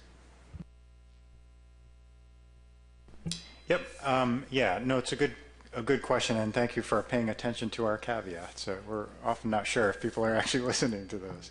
So I think to illustrate the example, if fishing were to, I think your question was directly relating to how the fishery might change, and so if a lot of it stems from the selectivity that we have in those assumptions, and remember that those are static. They have uncertainty around them, but they're a static functional form that we're using for each of the projection years. And so if the fishery were to shift into one of the fleets where if you had a fleet that had a, let's say, logistic flat top selectivity, and the amount of harvest that was occurring in that fleet were to increase, that would change a lot of the information that goes forward now into the subsequent years of that projection. In other words, that protection that would be offered by a dome-shaped selectivity function for those older year classes wouldn't be there anymore. They would all be, if that assumption is correct, those fish would be equally harvested by the fishery at the equal selectivity rate. And so that's what we're talking about there. And so those are the things that kind of impact. And if that were to occur, that would reduce whichever fleet you're talking about. It could reduce the number of adults, and then that would feed back into the projections as less adults, and that would bring fecundity down as an example. So is it fair to say that moving into this discussion, there's an additional level of uncertainty associated with these projections because of the opportunity to change the allocations after the TAC is specified? Yep, that's exactly the point we're trying to get across. You know, for a couple of reasons, it impacts the performance of the projections. And so when we come back in year 3 and stock status is different than what we anticipated per the projections, this would be one of the reasons why that can happen. Thank you. Thank you. Rob O'Reilly. Thank you, Mr. Chairman. Thank you, Jay. And my question is, Jay, I think you did the risk analysis back for the February 2015 meeting. I think that may have been the initial time that you did the 5, 10, all the way up to 40%. Has very much changed in the interim time period in terms of the risk? And you may not have that with you, but I mean just sort of qualitatively. Yeah, so I can answer that very specifically, and that is what you're looking at up there is exactly the same thing that you were looking at back then. That hasn't changed. But just to clarify, Rob, that I think you said 2015. There was a memo underlying these projections based on the stock assessment update provided to the and that memo was provided to the board and reviewed at our August meeting. I don't think anything has changed from that memo, but I think things have changed since the prior 2015 memo and associated projections. Go ahead. And so that was my question, and I know Jay didn't bring everything with him, but you know that was the first time I think we saw the the risk. Yeah, so sorry about that, Rob. I didn't mean to misinterpret. I thought you were asking about the existing projections based on the update. So yeah, I do not have that. I mean, I could not right now on the spot. If there's a chance to chat afterwards, I can look that up quickly and I can let you know. But I mean, there was a big shift in our understanding of the population based on that update assessment. We talked about that a little bit earlier. So go ahead, Rob. Here's where I get in a little trouble with this next question, because I think I've asked it before, and it's not an easy one to ask, but you're portraying risk. But does risk occur on either side of that type of a projection? In other words, when you say 240,000 metric tons has a 2.5% risk to exceed the target, not to call it confidence intervals, but is there anything else besides that sort of finite line of risk? How does that work? I think I understand your question. And so all of the proportions that we're talking about with regard to risk are from a symmetrical distribution. And so if I think you said 2.5%, let's make the math easy. If it was a 2% risk of exceeding some target, there would be if it was a 2% risk of exceeding it, that would mean there is a 98% risk of probability of not exceeding it. Thank you. Emerson Hasbrook. Thank you, Mr. Chairman. Just to follow here. And Jason, thank you for your presentation. But I'm wondering, in the memo that we're referencing here, in terms of the risk, is that the June 30th memo from the technical committee? Does anybody know? That's correct, Emerson. And unfortunately, it's not in the meeting materials for this meeting. It was in the meeting materials for our August meeting. Additional questions for Jason? Seeing none, what I'd like to do now is offer the public an opportunity to comment on the issue of specification. This was not an Amendment 3 issue per se. As such, it was not subject to public review and comment during our recent comment period. So I think this would be an appropriate time to offer the opportunity for anyone that's here today from the public who wishes to comment on the issue of specifications to do so. By a show of hands, is there anyone who would like to do that? I see at least 3. Could you please come up? The microphone is up to, in the corner here, the public microphone, and I'm pointing to it. I don't know if you can see where I'm pointing. And if you could just come up, and actually it would help if you sort of lined up. Maybe those waiting could be on the side over here, and as each speaker is done, the next person could slide right in. And I would appreciate it if you could limit your comments to a minute or 2, just given the number of people who apparently would like to comment. And please introduce yourself first. Welcome. You'll need to press the button. Right there. Okay. Well, somebody's got to go first, I guess. My name is Paul Spitzer. I'm an independent scientist. I live over on the eastern shore of Maryland on the Choptank River. Over the last 50 years, I've studied the biology of ospreys, which in many areas from Virginia up to southern New England have a heavy dependence on menhaden.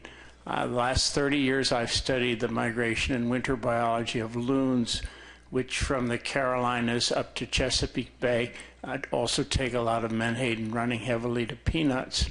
My particular question today actually is mostly addressed to Lund Fisheries, because Lund has initiated a winter trawling harvest of fish off New Jersey. And the way this relates to the model is the question of R, and how R might vary, how management strategies might vary over the course of the year. As I learned my menhaden biology down in Beaufort when I was a visiting scientist there, although reproduction occurs throughout the year, it's concentrated heavily in the winter season. And also the recent papers, Bucheister and Miller, suggest that these northern populations, which are showing recovery now, may be self-generated. And therefore, I'm suggesting there may be a possibility of risk in winter trawling off of New Jersey by Lund and any other agents. Again, the issue of what the R might be specific to the time of year of harvest. And then the larger question that this is not quite as much a uniform broad Atlantic population as the book might have suggested it is, that the emergent data on that suggests that it's more complicated than that. Thank you. Thank you. The next speaker is welcome to now take the mic. Welcome, and please introduce yourself. Good afternoon, Mr. Chair. My name is Ken Pinkert, and I've been traveling these Atlantic coasts for the last 33 years on a menhaden boat with omega protein. I also serve as Vice President of United Food and Commercial Workers Union Local 400 out of Landover, Maryland, representing myself and co-workers on these vessels. My concern, I fully supported option B. And my concern is that it does give the science that's necessary, and it's good science, it seems. But we haven't gotten back to 20%. We were cut 3 years ago, 4 years ago maybe. We were actually cut 20%. And what we have to think about with bunkers, as we call them, and others around the table call them, we are paid by how many bunkers we catch. So either way, any decision that's made by this commission is made by, it accounts for actual dollars in my membership's pockets and in our families' livelihoods. So I would like for you all to be conscious of that as you make decisions, either way that you make them. Normally I would have yellow shirts out here, as you all know, a couple of busloads of them, but they're actually out there fishing. This is the first year in my 33 years on the Atlantic coast that we've had 4 named storms in less than 3 weeks' time. 2 named storms in 1 week on the Atlantic coast. That affects us. It's a resource that we have. That's one of the other variables that we have to consider when we take jobs on these vessels that are dangerous jobs. And so just be mindful of that as you make your decision, Dan. I appreciate your support. Thank you. Next. Thank you, Mr. Chairman. My name is Jeff Reichel. I'm the chairman of Lund's Fisheries in Cape May, New Jersey, and I'd like to first address the statement made by one of the previous speakers and just let him know that even though, first of all, it's not our boat, the boat's owner-operated vessel that trawls in the wintertime, been fishing with us for generations, and the quota in New Jersey is strictly limited for trawl. So, I mean, I think it's less than 5% of the New Jersey quota is allowed to be trawled. And that 5% is shared with other fisheries as well. So it's very, very limited. And I would, first of all, I'd like to thank this group for voting for option B. I think that's the best way to go forward at this moment until we get a little further down the road with move to something like option E. And I would hope that that we would pick one of the at least middle to higher ranges of options that were put up before you here not too long ago. And I would like to remind the board that in 2012 or 2013, New Jersey took a 60% cut in our quota. Our boats and the people that work on those boats and the people that work in our plant went from starting work in April and finishing in October to starting work in April and finishing before the end of July. The economic impact on our company and the people that work for us was pretty huge. And if we've managed the resource well, which it certainly looks like we have, we should get an increased quota. Thank you. Thank you.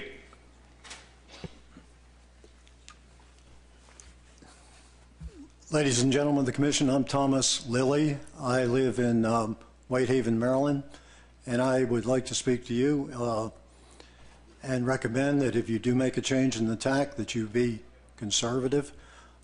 Any change in the increase in the TAC, as you well know, will be felt by us in Maryland more than any other state. We are the state that is on the receiving end of the loss of Menhaden.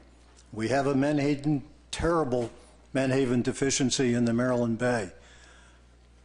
I'm an old guy. 20 years ago, I can remember going out on the bay and seeing those beautiful schools of adult Menhaden that may have stretched, 3/4 of a mile.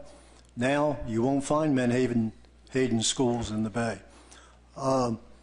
Recent fishing has shown us that our rockfish, it's a 20-inch limit right now, and 9 out of 10 of them have empty stomachs. They're fighting like crazy to find something to eat out in our Maryland Bay. The same thing is true of our ospreys. And this commission is not studying the effect on the Maryland Bay of what the factory fishing people are doing.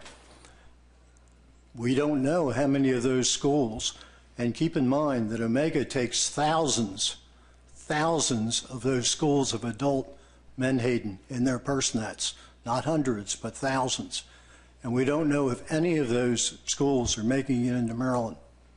There's no evidence that they are. We don't know whether Omega is taking 50% of the fish that should be coming into Maryland, 80%, 90%. It's not being studied. It should be studied. People in the Maryland Bay, millions of people, a lot of saltwater fishermen, our communities are suffering.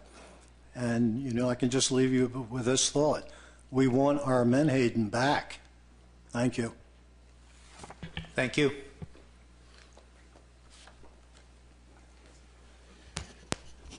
My name is Steve Wiener.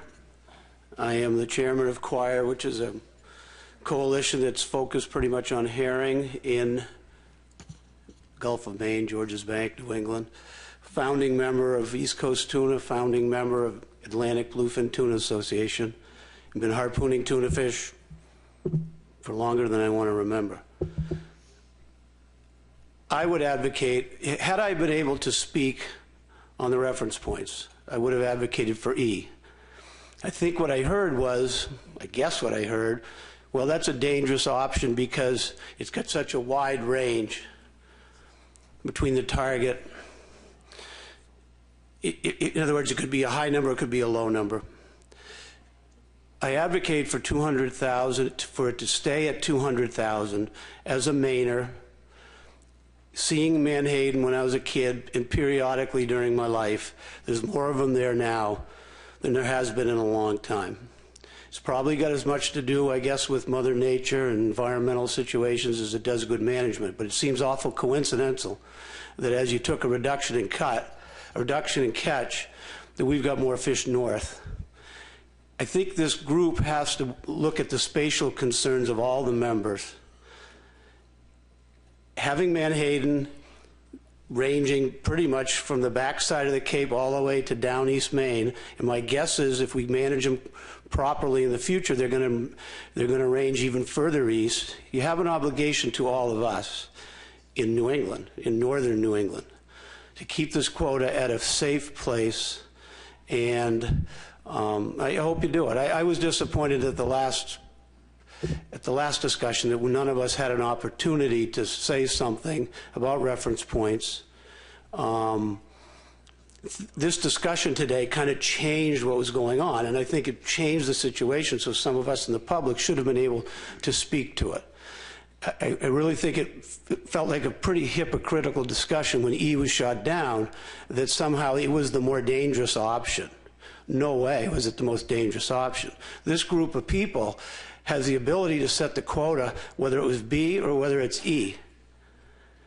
And it could have just as easily been E with a responsible... Sir, if you could, we're on specifications now. We've already dealt with reference points. I hope you keep it at 200,000. Thank you. Thank you. Next. Yes, thank you, Mr. Chairman. My name is Rich Hittinger. I'm with the Rhode Island Saltwater Anglers Association. And I just want to point out that in Rhode Island, well, we represent 4,500 recreational anglers.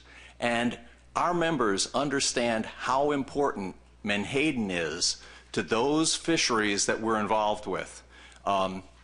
We have members who spend a lot of money fishing for striped bass, fishing for bluefish, fishing for bluefin tuna. And those members are very concerned about the health of Menhaden stocks. When we've been fighting the Menhaden issue for about 20 years in Narragansett Bay. And our members, when they see commercial purse seine boat in Narragansett Bay, they call us.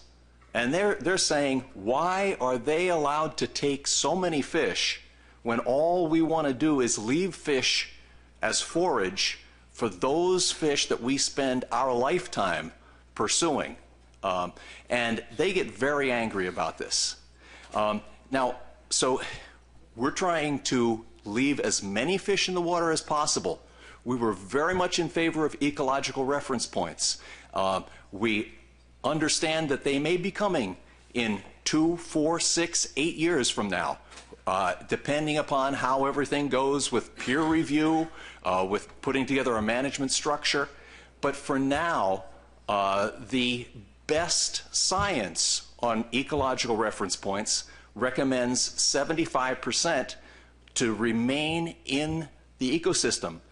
The only number that the technical committee gave you regarding achieving that goal is achieving that goal in 1 year, 2018. Now, that was 147,000 metric tons. Anything that is a harvest level above 147,000 metric tons goes against what is the best ecological data right now from the scientists. So we would have been in favor of 200,000 with ecological reference points. At this point, I don't think you're going to be able to pass anything below 200,000, but you should. I think you need to keep it at 200,000 metric tons at a maximum, because what's going to happen is as soon as those boats come in to harvest in Narragansett Bay, the recreational fishermen are going to be calling our office by the hundreds.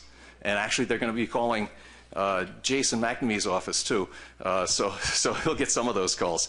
But I urge you to be conservative with this species. I think you already understand, and that's how you've been managing. You've been managing at roughly half of the target F value to date.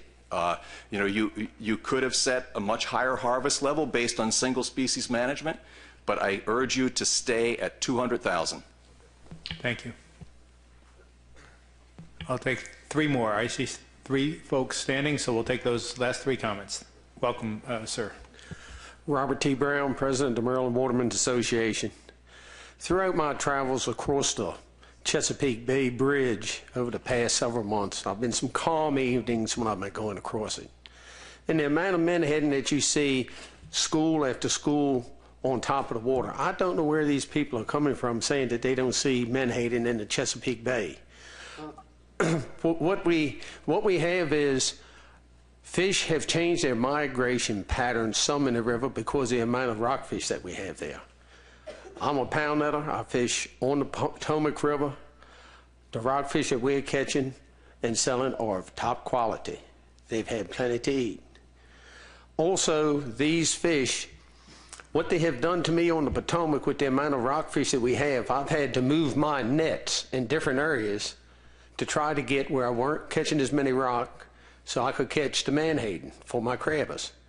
In Maryland, our quota gets caught probably about August most years, and we need that bycatch to keep us fishing the rest of the season to provide crab bait for our crabbers. And lobstermen, it goes up north too. And also we need it for our charter boats and our sports fishing industry.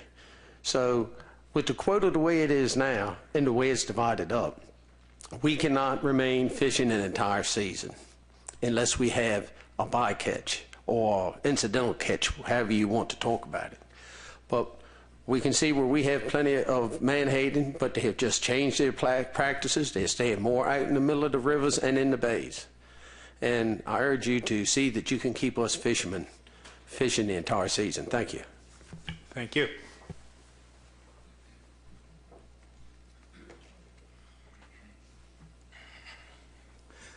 My name is Scott Snyder. I'm from Charleston. Grew up fishing, big advocate right along the coast there. Watched menhaden over time, our smaller menhaden size of the schools, frequency of the schools. We've got a lot of menhaden down there. Schools seem to be a little bit fewer and further in between, but we could still find menhaden for sure. Definitely still some menhaden there.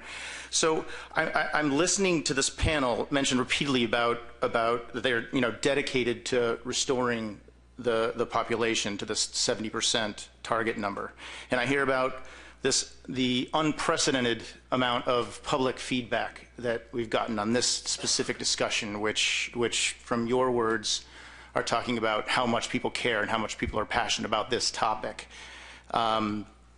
I just wanted to say I really hope that we're not about to increase this quota and continue us skirting along, right along at that threshold number, just 40-something% or whatever that was, and not let this overflow happen and spillover effect happen and boost in the numbers to get towards that 70% number, which was really a lot of the energy behind option E.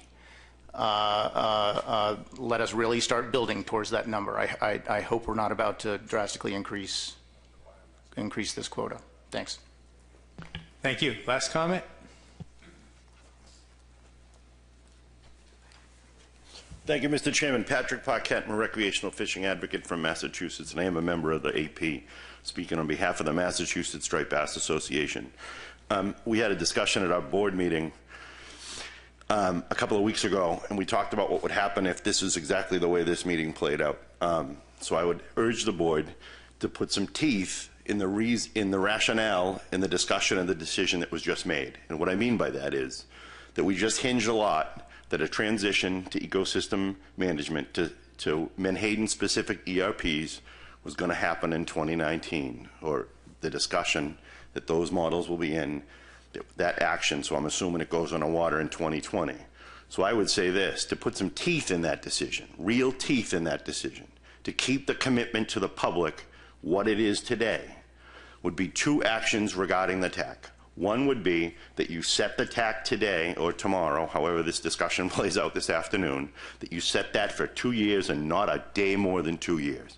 The TAC should be set for the 2018 and 2019 season, because if we're really going to have a management action in the fall of 2019 that's going to affect on the water management in 2020, if the ERPs, if the Menhaden-specific ERPs are out, then we only have to set the TAC for 2 years. And the second thing is, if we're actually going to wait for models that aren't finished, if we actually believe, and that's based on the decisions made today, that that is the opinion that carried the day here today earlier. If that's actually true, that we believe they're going to be peer reviewed, that we believe the action is going to happen for 2019, then I would suggest this, that there is no reason for a significant raise in quota. It's clear that people want to raise in the single species quota based on that management. To go above 2012 without knowing what the cutting edge Menhaden specific reference points are would be irresponsible to industry, never mind to the general public or the recreational community, because industry should not be fooled into thinking there's going to be a higher TAC when you've got Menhaden specific science coming. After 20 years of a downtrend, it is absolutely the public's belief that the 2012 reduction is what kicked off the recent growth in Menhaden. I understand that there is science that doesn't believe that, but Menhaden-specific ERPs should give us some guidance on that. To go to a high increase today is irresponsible to trick industry in thinking that a high increase and that the markets that develop. Today was a bad day for striped bass and a good day for Canadian-owned pet food. But that being said, please carry your commitment through. And if you're going to wait till 2019 to take specific cutting-edge science, then it only makes sense that you be conservative until you know what that science says. If not, maybe somebody knows something else here. If not, maybe ASMFC continues its absolutely horrible, horrible reputation of continued delay. But the commitment to me, looking here and being hurt and not liking the decisions that were made today, is that if those decisions are really based on what was discussed around this table, it would be no more than a 2-year TAC, and it would be a modest increase at best, not bigger than 2012, until the new science comes in 2 years. Thank you. Thank you. Thank you to everyone who commented. We very much appreciate your input. So I need to gauge the interests of the board in terms of how you'd like to proceed. It is 4:46. We had scheduled the meeting such that we would recess today at 5. We're not bound by that. That's really just a forage fish guideline. But we should probably think carefully about whether we want to get into motions now or whether we want to recess now and begin anew tomorrow morning, given the possibility that motions might involve just TAC or potentially be bundled with other allocation methods. I think there is interest in potentially all of the above. So this could be a situation where we could start and just simply end wherever we may be in 13 minutes, if that's how the board wants to move forward, or we could end now. I say end, I mean recess now, or any other direction that the board wishes to go. So I am now seeking input from the board as to how you'd like to proceed. David? Thank you, Mr. Chairman. I'm usually chomping at the bit to get things done, but as over the past year I've seen in quite a few of the different meetings, the late hour, weird things start to happen. So I would be very much, I guess, for possibly starting this in the morning when we can finish it with a much safer mindset than some of us who've traveled since 4 this morning might be able to offer you. Thank you. So that sounds like one vote to recess now. Dennis Abbott? It's always been my belief that you don't make good decisions on empty stomachs, so maybe a motion to recess might be in order. I don't think we need a motion. I'm looking for a consensus. Pat Kelleher? Thank you, Mr. Chairman. I don't have, I actually have a bundled motion prepared that I'm not going to make right now, but prior to that, I have a motion prepared that would set governance on specifications in regard to opting into fisheries, and would like to ask if you would consider that type of a motion now, or if you'd rather wait till tomorrow. I think that really speaks to the overall issue that I'm looking for guidance on. That opens the can of worms, so to speak, on a range of potential motions on a range of potential issues. We can either start now or wait till tomorrow morning. Tom Foti? I agree with Greg. We basically make decisions bad after we're sitting around here for a long time, and a lot of us travel long distance driving, and you're tired right now. It'd be nice to come with a fresh mind in the morning and think over, and have some discussions over dinner tonight, too. Is there any objection to recessing now? Seeing none, I will move that we, not move, I'm going to call that we, make the call that we're recessed, this board is in recess until 8 a.m. tomorrow morning. We're going to begin at 8 a.m. sharp. Enjoy your evening. Thank you very much.